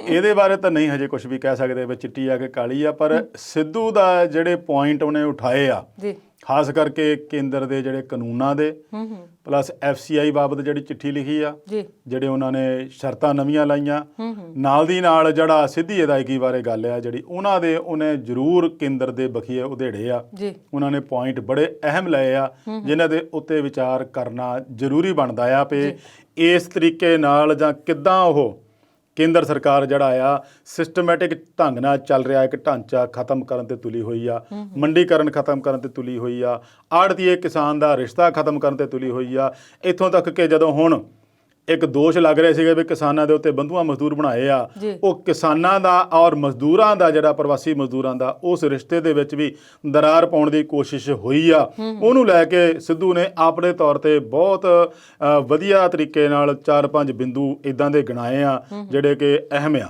ਜੀ, ਪਰ ਜਿਹੜੀ ਅਸਲੀ ਗੱਲ ਆ ਵੀ ਉਹਨੇ ਆਪ ਦੀ ਵਾਪਸੀ ਬਾਰੇ ਕਾਂਗਰਸ ਦੇ ਵਿੱਚ ਸਰਕਾਰ ਦੇ ਵਿੱਚ ਉਹਦਾ ਕੋਈ ਜਵਾਬ ਨਹੀਂ ਦਿੱਤਾ, ਗੋਲਮੋਲ ਕਰ ਗਏ। ਪੁੱਛਦੇ ਰਹੇ ਉਹਨਾਂ ਨੂੰ ਵੀ ਸਿੱਧੂ ਮੈਦਾਨ 'ਚ ਕਦੋਂ ਉਤਰੂਗਾ, ਉਹ ਕਹਿੰਦੇ ਸਿੱਧੂ ਮੈਦਾਨ 'ਚੋਂ ਭੱਜਿਆ ਕਦੋਂ ਸੀਗਾ, ਤੇ ਜੇ ਸਿੱਧੂ ਮੈਦਾਨ 'ਚ ਭੱਜਿਆ ਨਹੀਂ ਸੀ ਤੇ ਵੀ 2 ਸਾਲ ਕਿੱਥੇ ਸੀਗਾ, ਇਹਦਾ ਵੀ ਜਵਾਬ ਨਹੀਂ ਦਿੱਤਾ ਉਹਨਾਂ ਨੇ। ਉਹ ਐਕਚੁਅਲੀ ਰਿਸਰਚ ਕਰਦੇ ਪਏ ਸੀ ਵੀ ਜੋ ਹਾਲਾਤ ਬਣ ਰਹੇ ਨੇ ਉਹਨਾਂ ਦੇ ਨੁਕਤਿਆਂ ਦੇ ਮੁਤਾਬਿਕ ਕਿੱਦਾਂ ਜਵਾਬ ਲੱਭਿਆ ਜਾਏ, ਤੇ ਨੁਕਤੇ ਸੱਚਮੁੱਚ ਉਹਨਾਂ ਨੇ ਸਹੀ ਉੱਠ ਚੁੱਕੇ ਨੇ। ਇਸ ਗੱਲ ਤੇ ਕਿੰਤੂ ਨਹੀਂ ਕੀਤਾ ਜਾ ਸਕਦਾ ਵੀ ਉਹਨੂੰ ਨੌਲੇਜ ਜ਼ਰੂਰ ਬਹੁਤ ਆ, ਉਹਨਾਂ ਨੂੰ ਉਹ ਹਰ ਗੱਲ ਦਾ ਤੋੜ ਵੀ ਪਤਾ, ਕਿੱਥੇ ਸਾਜ਼ਿਸ਼ ਕਿੱਦਾਂ ਕੋਈ ਰਚ ਰਿਹਾ ਇਹ ਵੀ ਪਤਾ, ਉਹਦੇ ਆਪ ਦੇ ਖਿਲਾਫ ਕੌਣ ਸਾਜ਼ਿਸ਼ ਰਚ ਰਿਹਾ ਕਿੰਨੇ ਚਿਰ ਤੋਂ ਇਹ ਵੀ ਉਹਨਾਂ ਨੂੰ ਪਤਾ। ਪਰ ਗੱਲ ਉੱਥੇ ਆ ਜਾਂਦੀ ਨਾ ਵੀ ਇਹਨਾਂ ਸਾਰੀਆਂ ਗੱਲਾਂ ਨੂੰ ਇਸ ਤਰੀਕੇ ਨਾਲ ਵਾਸਟ ਜਿਹੜੇ ਨੌਲੇਜ ਆ ਉਹਦਾ ਇਸਤੇਮਾਲ ਸਹੀ ਤਰੀਕੇ ਨਾਲ ਨਹੀਂ ਹੋ ਰਿਹਾ। ਉਹ ਪਾਰਟੀ ਜਿਹੜੀ ਪਹਿਲਾਂ ਸੀਗੀ ਉਹਨਾਂ ਨੇ ਵੀ ਉਹਨੂੰ ਖੁੰਝੇ ਲਾਈ ਰੱਖਿਆ, ਹੁਣ ਦੀ ਪਾਰਟੀ ਦੇ ਵਿੱਚ ਜੇ ਵਜ਼ੀਰ ਬਣੇ ਵੀ ਸੀਗੇ ਤਾਂ ਵੀ 3-4 ਸਾਲ ਉਹਦੇ ਲੰਘੇ ਖੁੰਝੇ ਲਾਈ ਰੱਖਿਆ। ਅਗਲੀ ਉਹਨਾਂ ਦੀ ਕੀ ਰਣਨੀਤੀ ਆ, ਆਉਣ ਵਾਲੇ ਸਮੇਂ ਦੇ ਵਿੱਚ ਕੀ ਕਰਨਾ ਚਾਹੁੰਦੇ ਆ, ਉਹਨਾਂ ਨੇ ਗਾਂ ਚੋਣ ਲੜਨੀ ਆ ਨਹੀਂ ਲੜਨੀ ਆ, ਕਿੱਥੇ ਜਾਣਾ ਕੀ ਕਰਨਾ, ਇਹਦੇ ਬਾਰੇ ਹਜੇ ਕੁਝ ਨਹੀਂ ਖੁਲਾਸਾ ਆ। ਇਹ ਜ਼ਰੂਰ ਆ ਵੀ ਜਦੋਂ ਆਉਂਦੇ ਆ ਉਹ ਜੇ ਕੇਂਦਰ ਦੇ ਨਾਲ ਥੋੜਾ ਬਹੁਤ ਪੰਜਾਬ ਦੀ ਆਪਣੀ ਸਰਕਾਰ ਨੂੰ ਵੀ ਰਗੜਾ ਲਾ ਦਿੰਦੇ ਆ, ਪਰ ਬਾਅਦ 'ਚ ਫਿਰ ਉਹਦਾ ਐਸਾ ਬਵਾਲ ਮਚਦਾ ਵੀ ਉਹ 3-4 ਦਿਨ ਫਿਰ ਉਹਦੇ ਤੇ ਹੀ ਚਰਚਾ ਹੁੰਦੀ ਰਹਿੰਦੀ ਹੈ। ਤੇ ਸਿੱਧੂ ਅਸੀਂ ਸੋਚਦੇ ਹਾਂ ਕਿ ਉਹਨਾਂ ਕੋਲ ਲੋਕ ਉਹਨਾਂ ਦਾ ਸਹਿਯੋਗ ਕਰਨ ਤੇ ਚੰਗਾ ਇੱਕ ਆਗੂ ਸਾਡੇ ਦੇਸ਼ ਨੂੰ ਮਿਲ ਸਕੇ। ਜੀ ਬਿਲਕੁਲ। ਤੇ ਇਸ ਵੇਲੇ ਸੁਖਬੀਰ ਬਾਦਲ ਜੇਬ ਚੋਂ ਪਰਚੀਆਂ ਕੱਢ ਰਹੇ ਨੇ ਕਿ ਬੰਦੇ ਕੱਢ ਰਹੇ ਨੇ, ਜਾਦੂਗਰ ਬਣੇ ਬੈਠੇ ਨੇ, ਦੱਸੋ ਫਿਰ ਇਹ ਮਾਮਲਾ ਕੀ ਹੈ? ਬਿਲਕੁਲ ਜੀ, ਆਪਾਂ ਕਹਿੰਦੇ ਹੁੰਦੇ ਨਾ ਵੀ ਫਲਾਨਾ ਬੰਦਾ ਬਾਜੀ ਮਾਰ ਗਿਆ, ਵੀ ਇਸ ਵੇਲੇ ਅਕਾਲੀ ਦਲ ਜਿਹੜਾ ਆ ਉਹ ਉਮੀਦਵਾਰਾਂ ਦੇ ਐਲਾਨ ਦੇ ਵਿੱਚ ਬਾਜੀ ਮਾਰੀ ਜਾਂਦਾ ਆ। ਜੀ, 5ਵਾਂ ਉਮੀਦਵਾਰ ਉਹਨਾਂ ਨੇ ਐਲਾਨ ਦਿੱਤਾ ਜੀ, ਜ਼ੀਰਕਪੁਰ ਤੋਂ NK ਸ਼ਰਮਾ, ਇਹਨਾਂ ਦੇ ਪਹਿਲਾਂ ਤੋਂ ਹੀ ਬਹੁਤ ਕਰੀਬੀ ਆ, ਉੱਥੋਂ ਵਿਧਾਇਕ ਆ, ਉਹਨਾਂ ਨੂੰ ਟਿਕਟ ਦਾ ਐਲਾਨ ਕਰ ਦਿੱਤਾ। ਉਸ ਤੋਂ ਪਹਿਲਾਂ ਜਥੇਦਾਰ ਗੁਲਜ਼ਾਰ ਸਿੰਘ ਰਣੀਕੇ ਹੋ ਗਏ, ਬੋਨੀ ਅਮਰਪਾਲ ਸਿੰਘ ਅਜਨਾਲਾ ਹੋ ਗਿਆ, ਇੱਦਾਂ ਦੇ ਜਿਹੜੇ ਕੈਂਡੀਡੇਟ ਉਹਨਾਂ ਨੂੰ ਲੱਗਦਾ ਆ ਵੀ ਨਿਰਵਿਰੋਧ ਆ, ਵਿਰਸਾ ਸਿੰਘ ਵਲਟੋਏ ਵਰਗੇ, ਵੀ ਹਾਂ ਵੀ ਇਹਨਾਂ ਤੇ ਹੀ ਟੇਕ ਰੱਖੀ ਆ ਪਾਰਟੀ ਨੇ, ਤੇ ਆਉਣ ਵਾਲੇ ਸਮੇਂ ਦੇ ਵਿੱਚ ਇੱਕ ਮੈਸੇਜ ਵੀ ਉਹ ਦੇ ਕੇ ਜਾਂਦੇ ਉਸ ਹਲਕੇ ਦੇ ਵਿੱਚ ਵੀ ਭਾਈ ਕੋਈ ਉੱਠਿਓ ਨਾ ਆਪਣੇ ਤੌਰ ਤੇ, ਵੀ ਮੈਂ ਦਾਅਵੇਦਾਰ ਆ ਗਾਹਾਂ ਟਿਕਟ ਦਾ, ਇਸ ਕਰਕੇ ਮੈਂ ਪਹਿਲਾਂ ਐਲਾਨ ਕਰ ਚੁੱਕਿਆ। ਬੇਸ਼ੱਕ ਹਜੇ 7-8 ਮਹੀਨੇ ਦਾ ਸਮਾਂ ਪਿਆ ਆ, ਪਰ ਇਹ ਜਿਹੜਾ ਐਲਾਨ ਕਰਨ ਦੇ 2 ਫਾਇਦੇ ਵੀ ਹੋ ਸਕਦੇ ਆ, ਨੁਕਸਾਨ ਵੀ 2 ਹੈਗੇ ਆ। ਫਾਇਦੇ ਇਦਾਂ ਆ ਵੀ ਉਸ ਬੰਦੇ ਨੂੰ ਉਨੇ ਸਮੇਂ ਤੱਕ ਕੰਮ ਕਰਨ ਦਾ ਮੌਕਾ ਮਿਲ ਜਾਂਦਾ, ਉਹਨੂੰ ਲੋਕਾਂ ਦੇ ਵਿੱਚ ਵੱਧ ਤੋਂ ਵੱਧ ਵਿਚਰਨ ਦਾ ਮੌਕਾ ਮਿਲਦਾ, ਆਪ ਦੀ ਹੋਂਦ ਦਰਸਾਉਣ ਦਾ ਤੇ ਆਪ ਦੇ ਵੱਲੋਂ ਕੰਮ ਕਰਨ ਦਾ ਤਰੀਕਾ ਲੋਕਾਂ ਤੱਕ ਪਹੁੰਚਾਉਣ ਦਾ ਉਹਨੂੰ ਮੌਕਾ ਮਿਲ ਜਾਂਦਾ, ਇਹ ਵੀ ਹੋ ਜਾਂਦਾ। ਦੂਸਰਾ ਫਾਇਦਾ ਇਹ ਆ ਵੀ ਉੱਥੇ ਕੋਈ ਹੋਰ ਬੰਦਾ ਟਿਕਟ ਦਾ ਦਾਅਵੇਦਾਰ ਬਣ ਕੇ ਉੱਠ ਨਹੀਂ ਸਕਦਾ, ਕਿਉਂਕਿ ਉਹਨਾਂ ਨੂੰ ਪਤਾ ਵੀ ਹੁਣ ਐਲਾਨ ਹੋ ਚੁੱਕਾ। ਨੁਕਸਾਨ ਇਹ ਆ ਵੀ ਜਿੱਥੇ ਉਹ ਬੰਦਾ ਕੋਈ ਹੋਰ ਤਿਆਰੀ ਕਰ ਰਿਹਾ ਹੁੰਦਾ ਵੀ ਮੈਂ ਇਸ ਵੇਲੇ ਟਿਕਟ ਦਾ ਦਾਅਵੇਦਾਰ ਬਣਨਾ, ਅੰਦਰ ਖਾਤੇ ਕੋਈ ਨਾ ਕੋਈ ਤਿਆਰੀ ਹੋਈ ਹੁੰਦੀ ਉੱਥੇ, ਤੇ ਉਹ ਫਿਰ ਜਦੋਂ ਲੱਗਦਾ ਵੀ ਹੁਣ ਐਲਾਨ ਹੋ ਗਿਆ ਤੇ ਉੱਥੋਂ ਫਿਰ ਉਹ ਜਾਂ ਤਾਂ ਪਾਰਟੀ ਬਦਲੂਗਾ ਤੇ ਜਾਂ ਫਿਰ ਅੰਦਰ ਖਾਤੇ ਇਸੇ ਉਮੀਦਵਾਰ ਨੂੰ ਹਰਾਉਣ ਦੀ ਕੋਸ਼ਿਸ਼ ਕਰੂਗਾ। ਇਹ ਇਸ ਤਰੀਕੇ ਨਾਲ ਨਫਾ ਨੁਕਸਾਨ ਤਾਂ ਸਿਆਸਤ ਵਿੱਚ ਚੱਲਦਾ ਰਹਿੰਦਾ ਆ, ਪਰ ਫਿਲਹਾਲ ਜਿਹੜੇ ਸੁਖਬੀਰ ਹੁਣੀ ਆ ਉਹ ਬਾਜੀ ਮਾਰ ਰਹੇ ਆ, ਕੱਲ ਨੂੰ ਹੋਰ ਵੀ ਕਿਤੇ ਨਵਾਂ ਉਮੀਦਵਾਰ ਐਲਾਨ ਦੇਣਗੇ। ਉਹਨਾਂ ਨੇ ਇਦਾਂ ਕਰਕੇ ਕਾਰਨ ਇਹ ਆ ਵੀ ਉਦੋਂ ਉਹਨਾਂ ਦੇ ਵਿੱਚ ਭਾਜਪਾ ਨਾਲ ਗੱਠਜੋੜ ਹੁੰਦੀ ਸੀ ਤੇ ਕੁਝ ਸੀਟਾਂ ਉਹਨਾਂ ਨੇ ਦਿੱਤੀਆਂ ਹੁੰਦੀਆਂ ਸੀਗੀਆਂ, ਇਸ ਕਰਕੇ ਦੇਖਦੇ ਰਹਿੰਦੇ ਸੀ ਵੀ ਉਹ ਐਲਾਨ ਕਰੂਗੇ ਫੇਰ ਆਪਾਂ ਕਰਦੇ ਆ। ਹੁਣ ਇਹਨਾਂ ਨੂੰ ਪਤਾ ਵੀ 117 ਦੀਆਂ 17 ਸਾਨੂੰ ਐਲਾਨਣੀਆਂ ਪੈਣੀਆਂ ਤੇ ਬੰਦੇ ਜਿਹੜੇ BJP ਦੇ ਇਲਾਕਿਆਂ ਵਾਲੇ ਉਹ ਵੀ ਰੱਖਣੇ ਪੈਣੇ ਆ, ਤਾਂ ਫਟਾਫਟ ਕਰ ਰਹੇ ਵੀ ਕਿਤੇ ਲੇਟ ਨਾ ਹੋ ਜਾਈਏ। ਤੇ ਇਸ ਵੇਲੇ ਅਸੀਂ ਵੀ ਲੇਟ ਨਹੀਂ ਆ, ਕੇਜਰੀਵਾਲ ਦਾ ਮੁੱਦਾ ਜਿਹੜਾ ਹੈ ਉਹ ਕੋਈ ਨਵੀਂ ਗੱਲ ਕਹਿ ਰਹੇ ਨੇ ਜੀ, ਇਹ ਨਵੀਂ ਹੈ ਕਿ ਪੁਰਾਣੀ ਹੈ, ਤੁਸੀਂ ਦੱਸ ਦਿਓ। ਬਿਲਕੁਲ ਜੀ, ਜੀਂਦ ਦੇ ਵਿੱਚ ਹੋਈ ਆ ਇਹਨਾਂ ਦੀ ਆਮ ਆਦਮੀ ਪਾਰਟੀ ਦੀ ਕਿਸਾਨ ਮਹਾਪੰਚਾਇਤ, ਉਹਦੇ ਵਿੱਚ ਉਹਨਾਂ ਨੇ ਕਈ ਤਰ੍ਹਾਂ ਨਾਲ ਬਹੁਤ ਕੇਂਦਰ ਸਰਕਾਰ ਤੇ ਹੀ ਰਗੜੇ ਲਾਏ ਆ, ਉਹਨਾਂ ਦੇ ਖਿਲਾਫ ਹੀ ਬੋਲਿਆ ਪਿਆ। ਉਹ ਕਹਿੰਦੇ ਵੀ ਅਸੀਂ ਸ਼ੁਰੂ ਤੋਂ ਹੀ ਲੈ ਕੇ ਕਿਸਾਨਾਂ ਦੇ ਹਿਤੈਸ਼ੀ ਰਹੇ ਆ, ਕਿਸਾਨ ਅੰਦੋਲਨ ਦਾ ਸਮਰਥਨ ਕੀਤਾ, ਜਿਹਦਾ ਖਮਿਆਜਾ ਸਾਨੂੰ ਭੁਗਤਣਾ ਪੈ ਰਿਹਾ। ਕੇਂਦਰ ਨੇ ਜਿਹੜੇ ਦਿੱਲੀ ਦੇ ਅਧਿਕਾਰ ਹੋਰ ਕੱਟ ਕੇ LG ਨੂੰ ਦੇ ਦਿੱਤੇ ਆ, ਉਹਦਾ ਸਿੱਧਾ ਇਹੀ ਗੱਲ ਆ ਵੀ ਅਸੀਂ ਕਿਸਾਨਾਂ ਦਾ ਸਮਰਥਨ ਕਰਦੇ ਸੀ, ਕੇਂਦਰ ਨੇ ਸਾਡੇ ਤੋਂ ਬਦਲਾ ਲੈ ਲਿਆ। ਨਾਲ ਦੀ ਗੱਲ ਉਹਨਾਂ ਨਾਲ ਦੀ ਨਾਲ ਇੱਕ ਹੋਰ ਗੱਲ ਬੜੀ ਵੱਡੀ ਕਹੀ ਉਹਨਾਂ ਨੇ, ਉਹ ਕਹਿੰਦੇ ਵੀ ਮੇਰੀ ਰੱਬ ਨਾਲ ਸੈਟਿੰਗ ਹੋਈ ਹੋਊ ਆ। ਅੱਛਾ, ਉਹ ਕਹਿੰਦੇ ਵੀ ਦੇਖੋ ਕਿਸੇ ਵੀ ਲੀਡਰ ਨੇ 70 ਸਾਲ ਹੋ ਗਏ ਆ ਆਜ਼ਾਦ ਹੋਇਆਂ ਨੂੰ, ਕਿਸੇ ਵੀ ਲੀਡਰ ਨੇ ਇਸ ਗੱਲ ਦਾ ਤਹਈਆ ਨਹੀਂ ਕੀਤਾ ਕਿ ਅਸੀਂ ਭਾਰਤ ਨੂੰ ਦੁਨੀਆ ਦਾ ਨੰਬਰ 1 ਦੇਸ਼ ਬਣਾਉਣਾ। ਬਾਕੀ ਵਰਲਡ ਕੰਟਰੀਆਂ ਬਹੁਤ ਆ, ਪਰ ਇਹਨੂੰ ਕਦੀ ਵੀ ਇਸ ਤਰੀਕੇ ਨਾਲ ਨਹੀਂ ਲਗਾਇਆ ਅੱਗੇ ਨੂੰ ਵੀ ਭਾਰਤ ਜਿਹੜਾ ਦੁਨੀਆ ਦਾ ਨੰਬਰ 1 ਦੇਸ਼ ਬਣ ਜਾਏ। ਪਰ ਮੇਰੀ ਕਹਿੰਦੇ ਰੱਬ ਨਾਲ ਸੈਟਿੰਗ ਹੋਈ ਵਾ। ਅੱਛਾ, ਉਹ ਕਹਿੰਦੇ ਜਿੰਨਾ ਚਿਰ ਮੈਂ ਭਾਰਤ ਨੂੰ ਨੰਬਰ 1 ਦੇਸ਼ ਨਹੀਂ ਬਣਾਉਂਦਾ, ਉਨਾ ਚਿਰ ਕਹਿੰਦਾ ਮੇਰੀ ਮੌਤ ਨਹੀਂ ਆਉਣੀ। ਹੁਣ ਇਹ ਪਤਾ ਨਹੀਂ ਸੈਟਿੰਗ ਕਿਵੇਂ ਦੀ ਹੋਈ ਹੈ, ਰੱਬ ਵੀ ਸੋਚਦਾ ਹੋਊਗਾ ਵੀ ਕਦੇ ਤਾਂ ਇਹ ਮੈਨੂੰ ਸਿਆਸਤ ਵੱਲ ਨੂੰ ਵਰਤ ਲੈਂਦੇ ਆ, ਕਦੇ ਜੀ ਕਰਦਾ ਮੇਰੇ ਨਾਂ ਨੂੰ ਲੈ ਕੇ ਵੋਟਾਂ ਮੰਗ ਲੈਂਦੇ ਆ, ਤੇ ਹੁਣ ਇਹ ਨਵੀਂ ਸੈਟਿੰਗ ਕਰਤੀ ਵੀ ਮੈਨੂੰ ਮੌਤ ਨਹੀਂ ਉੱਥੋਂ ਤੱਕ ਆਉਣੀ। ਇਹਦੇ ਉਲਟ ਜੇ ਆਪਾਂ ਦੇਖੀਏ ਤੇ ਪੱਛਮੀ ਬੰਗਾਲ ਦੀ ਜਿਹੜੀ ਮੁੱਖ ਮੰਤਰੀ ਆ ਮਮਤਾ ਬੈਨਰਜੀ, ਉਹ ਕਹਿੰਦੀ ਆ ਵੀ ਪ੍ਰਧਾਨ ਮੰਤਰੀ ਰੱਬ ਥੋੜੀ ਬਣ ਗਿਆ ਵੀ ਜਿਹੜਾ ਹੁਣੇ ਹੀ ਕਿਆਸ ਰਾਈਆਂ ਕਰ ਰਿਹਾ ਵੀ ਦੇਖੋ ਜੀ ਬੰਗਾਲ 'ਚ ਅਸੀਂ ਜਿੱਤੇ ਪਏ ਆ। ਉਹ ਕਹਿੰਦਾ ਹਾਲੇ ਤਾਂ 6 ਗੇੜ ਜਿਹੜੇ ਵੋਟਾਂ ਦੇ ਪਏ ਆ ਵੀ ਤੁਸੀਂ ਰੱਬ ਨਾ ਬਣੋ, ਅਲੌਕਿਕ ਸ਼ਕਤੀ ਨਾ ਬਣੋ। ਜੇ ਇਹੋ ਜਿਹੀ ਗੱਲ ਆ ਤਾਂ ਦੱਸ ਦਿਓ ਵੀ ਤੁਹਾਡੇ 'ਚ ਇਹੋ ਜਿਹੀ ਕਿਹੜੀ ਗੈਵੀ ਸ਼ਕਤੀ ਆ ਗਈ ਜੇ ਤੁਸੀਂ ਪਹਿਲਾਂ ਹੀ ਅਗਾਊਂ ਹੀ ਸੰਭਾਵਨਾਵਾਂ ਭਵਿੱਖਬਾਣੀ ਕਰ ਰਹੇ ਆ ਵੀ ਅਸੀਂ ਬੰਗਾਲ ਜਿੱਤ ਲਈ ਆ। ਤੇ ਉਹਨਾਂ ਨੇ ਵੀ ਇੱਕ ਤਰੀਕੇ ਨਾਲ ਉਹਨਾਂ ਨੂੰ ਟਾਂਚ ਕਰਤਾ। ਹੁਣ ਕੋਈ ਤਾਂ ਕਹਿੰਦਾ ਮੇਰੀ ਰੱਬ ਨਾਲ ਸੈਟਿੰਗ ਆ ਤੇ ਕੋਈ ਕਹਿੰਦਾ ਮੈਂ ਰੱਬ ਬਣਿਆ ਫਿਰਦਾ। ਇਹ ਹੁਣ ਸਿਆਸਤ ਦੇ ਵਿੱਚ ਰੱਬ ਦੀ ਵੀ ਇੱਕ ਨਵੇਂ ਤਰੀਕੇ ਨਾਲ ਐਂਟਰੀ ਹੋ ਗਈ ਹੈ ਜੀ। ਤੇ ਐਂਟਰੀ ਰਾਫੇਲ ਦੇ ਮਾਮਲੇ ਦੀ ਕਿੱਧਰ ਨੂੰ ਹੋ ਰਹੀ ਹੈ ਇਸ ਵੇਲੇ? ਬਿਲਕੁਲ ਜੀ, ਚੋਣਾਂ ਦੇ ਵਿੱਚ ਕੋਈ ਭ੍ਰਿਸ਼ਟਾਚਾਰ ਵਾਲੀ ਗੱਲ ਨਾ ਉੱਠੇ ਤਾਂ ਇਹ ਅਣਹੋਣੀ ਜੀ ਗੱਲ ਹੁੰਦੀ ਆ। ਹੁਣ ਨਵੀਂ ਗੱਲ ਇੱਕ ਆਈ ਆ ਵੀ ਰਾਫੇਲ ਬਣਾਉਣ ਵਾਲੀ ਜਿਹੜੀ ਫਰਾਂਸ ਦੀ ਕੰਪਨੀ ਆ ਦਸੌਲਟ, ਉਹਨੇ ਇਹ ਉੱਥੋਂ ਦੀ ਫ੍ਰੈਂਚ ਮੀਡੀਆ ਤੇ ਵਿੱਚ ਰਿਪੋਰਟ ਛਪੀ ਆ ਵੀ ਘੱਟੋ ਘੱਟ ਜਿਹੜੇ ਆ 4.39 ਕਰੋੜ ਰੁਪਏ ਉਹ ਐਜ਼ ਏ ਗਿਫਟ ਵਿਚੋਲੀਏ ਨੂੰ ਕਿਸੇ ਨੂੰ ਦਿੱਤੇ ਗਏ ਆ। ਹਾਲਾਂਕਿ ਉਹ ਕਲੀਅਰ ਅਜੇ ਤੱਕ ਨਹੀਂ ਹੋਇਆ ਵੀ ਇਹਦੇ ਵਿੱਚ ਕੌਣ ਸੀ ਲੈਣ ਵਾਲਾ ਤਾਂ ਕੌਣ ਸੀ ਦੇਣ ਵਾਲਾ। ਜੇ ਗਿਫਟ ਦਿੱਤਾ ਗਿਆ ਤਾਂ ਵਿਚੋਲੀਆ ਕੌਣ ਸੀ, ਕਦੋਂ ਦਿੱਤੇ ਗਏ। ਪਰ ਇੱਕ ਬਿੱਲ ਜ਼ਰੂਰ 2017 ਵਾਲੇ ਜਿਹੜਾ 17 ਦਾ ਆ ਕੰਪਨੀ ਨੇ ਬਿੱਲ ਸ਼ੋਅ ਕੀਤਾ ਆ। ਇਹਦੇ ਵੀ ਜਿਹੜੀਆਂ ਹੁਣ ਚੋਣਾਂ ਦੇ ਵਿੱਚ ਇਹ ਮੁੱਦਾ ਜ਼ਰੂਰ ਬਣੂਗਾ, ਕਿਉਂਕਿ ਪਿਛਲੀਆਂ ਚੋਣਾਂ ਦੇ ਵਿੱਚ ਆਪਾਂ ਦੇਖਿਆ ਤਾਂ ਰਾਫੇਲ ਦਾ ਬਹੁਤ ਵੱਡਾ ਮੁੱਦਾ ਸੀਗਾ, ਕਿਉਂਕਿ ਰਾਹੁਲ ਗਾਂਧੀ ਔਰ ਕਾਂਗਰਸ ਨੇ ਇਸ ਨੂੰ ਇੰਨਾ ਉਛਾਲਿਆ ਸੀਗਾ 2019 ਦੀਆਂ ਲੋਕ ਸਭਾ ਚੋਣਾਂ ਦੇ ਵਿੱਚ ਵੀ ਇਹ ਮਾਮਲਾ ਸੁਪਰੀਮ ਕੋਰਟ ਤੱਕ ਚਲ ਗਿਆ ਸੀ ਤੇ ਸੁਪਰੀਮ ਕੋਰਟ ਨੂੰ ਆਖਰ ਫੈਸਲਾ ਦੇਣਾ ਪਿਆ ਸੀ। ਇਹਦੇ ਵਿੱਚ ਕਿਸੇ ਤਰ੍ਹਾਂ ਦਾ ਕੋਈ ਗਲਤ ਨਹੀਂ ਹੋਇਆ, ਬਿਲਕੁਲ ਸਹੀ ਆ। ਤੇ ਫਿਰ ਉਸ ਤੋਂ ਬਾਅਦ ਜਹਾਜ਼ ਆਉਣੇ ਸ਼ੁਰੂ ਹੋ ਗਏ ਸੀਗੇ, ਹੁਣ ਤਾਂ ਕਈ ਆ ਗਏ ਆ ਰਾਫੇਲ ਜਹਾਜ਼ ਭਾਰਤ ਕੋਲ। ਸ਼ਕਤੀ ਦੁੱਗਣੀ ਤਿਗਣੀ 4 ਗੁਣੀ ਹੋ ਗਈ ਆ। ਪਰ ਜਿਹੜਾ ਨਵਾਂ ਇੱਕ ਬੰਬ ਸੁੱਟਿਆ ਫ੍ਰੈਂਚ ਮੀਡੀਆ ਨੇ, ਇਹ ਜ਼ਰੂਰ ਭਾਰਤ ਦੇ ਮੀਡੀਆ ਦੇ ਵਿੱਚ ਵੀ, ਭਾਰਤ ਦੀ ਸਿਆਸਤ ਦੇ ਵਿੱਚ ਵੀ, ਤੇ ਜਿਨ੍ਹਾਂ ਰਾਜਾਂ 'ਚ ਚੋਣਾਂ ਹੋ ਰਹੀਆਂ ਉੱਥੇ ਵੀ ਇਹ ਬੰਬ ਵਾਂਗੂ ਹੀ ਫਟੂਗਾ ਜੀ। ਤੇ ਇਸ ਵੇਲੇ ਜਿਹੜਾ ਮੁੱਦਾ ਹੈ ਨਾ, ਉਹ ਹੈ ਐਂਟੀਲੀਆ ਕੇਸ ਦਾ ਮਾਮਲਾ ਜੀ, ਮੀਡੀਆ 'ਚ ਚੱਲ ਰਿਹਾ ਹੈ। ਕਿੱਥੋਂ ਤੱਕ ਪਹੁੰਚਿਆ ਇਹ ਮਾਮਲਾ ਹੁਣ ਇਸ ਵੇਲੇ? ਐਂਟੀਲੀਆ ਕੇਸ ਦਾ ਮੈਂ ਉਹੀ ਕਈ ਵਾਰ ਕਹਿੰਦਾ ਹੁੰਦਾ ਵੀ ਕਿਸੇ ਨੂੰ ਇਹ ਅੰਦਾਜ਼ਾ ਵੀ ਨਹੀਂ ਸੀਗਾ ਵੀ ਇੱਕ ਉਦਯੋਗਪਤੀ ਦੇ ਘਰ ਦੇ ਮੂਹਰੇ ਵਿਸਫੋਟਕ ਨਾਲ ਭਰੀ ਗੱਡੀ ਮਿਲਣ ਵਾਲਾ ਜਿਹੜਾ ਮਾਮਲਾ ਆ ਜੀ, ਉਹ ਸੱਤਾ ਦੇ ਗਲਿਆਰਿਆਂ ਤੱਕ ਪਹੁੰਚ ਜਾਣਾ ਤੇ ਸੱਤਾ ਦੇ ਜਿਹੜੀ ਉੱਥੇ ਉਧਵ ਸਰਕਾਰ ਆ ਉਹਦੀ ਕੁਰਸੀ ਡਾਵਾਂਡੋਲ ਹੋਣ ਲੱਗ ਪੈਣੀ ਆ। ਇਹ ਕਿਸੇ ਨੂੰ ਅੰਦਾਜ਼ਾ ਨਹੀਂ ਸੀਗਾ। ਤੇ ਹੁਣ ਉਹਦੇ ਵਿੱਚ ਜਿਹੜੀ ਨਵੀਂ ਟਵਿਸਟ ਆ ਗਈ ਸੀ ਕਿ ਉੱਥੇ ਜਿਹੜੇ ਪੁਲਿਸ ਕਮਿਸ਼ਨਰ ਸੀਗੇ ਸਾਬਕਾ ਪਰਮਬੀਰ ਸਿੰਘ, ਉਹਨਾਂ ਨੇ ਅਨਿਲ ਦੇਸ਼ਮੁਖ ਤੇ ਬੜੇ ਗੰਭੀਰ ਦੋਸ਼ ਲਾਏ ਸੀਗੇ ਕਿ 100 ਕਰੋੜ ਦੀ ਵਸੂਲੀ ਕਰਾਉਂਦਾ ਸੀਗਾ, ਜਿਹਦੇ 'ਚ ਉਹਦੇ ਤੇ ਵੀ ਸਵਾਲ ਉੱਠੇ ਸੀ। ਹਾਈ ਕੋਰਟ ਨੇ ਉਹਨੂੰ ਕਿਹਾ ਵੀ ਤੁਸੀਂ ਉਦੋਂ ਸੁੱਤੇ ਸੀਗੇ, ਜੇ ਤੁਹਾਡੇ ਧਿਆਨ 'ਚ ਸੀਗਾ ਤੇ ਇਹ ਉਦੋਂ ਕਿਉਂ ਨਹੀਂ FIR ਦਰਜ ਕੀਤੀ, ਉਦੋਂ ਮਾਮਲਾ ਕਿਉਂ ਨਹੀਂ ਲੈਂਦਾ, FIR ਤੋਂ ਬਿਨਾਂ ਜਾਂਚ ਕਿਵੇਂ ਕਰ ਸਕਦੇ ਆ।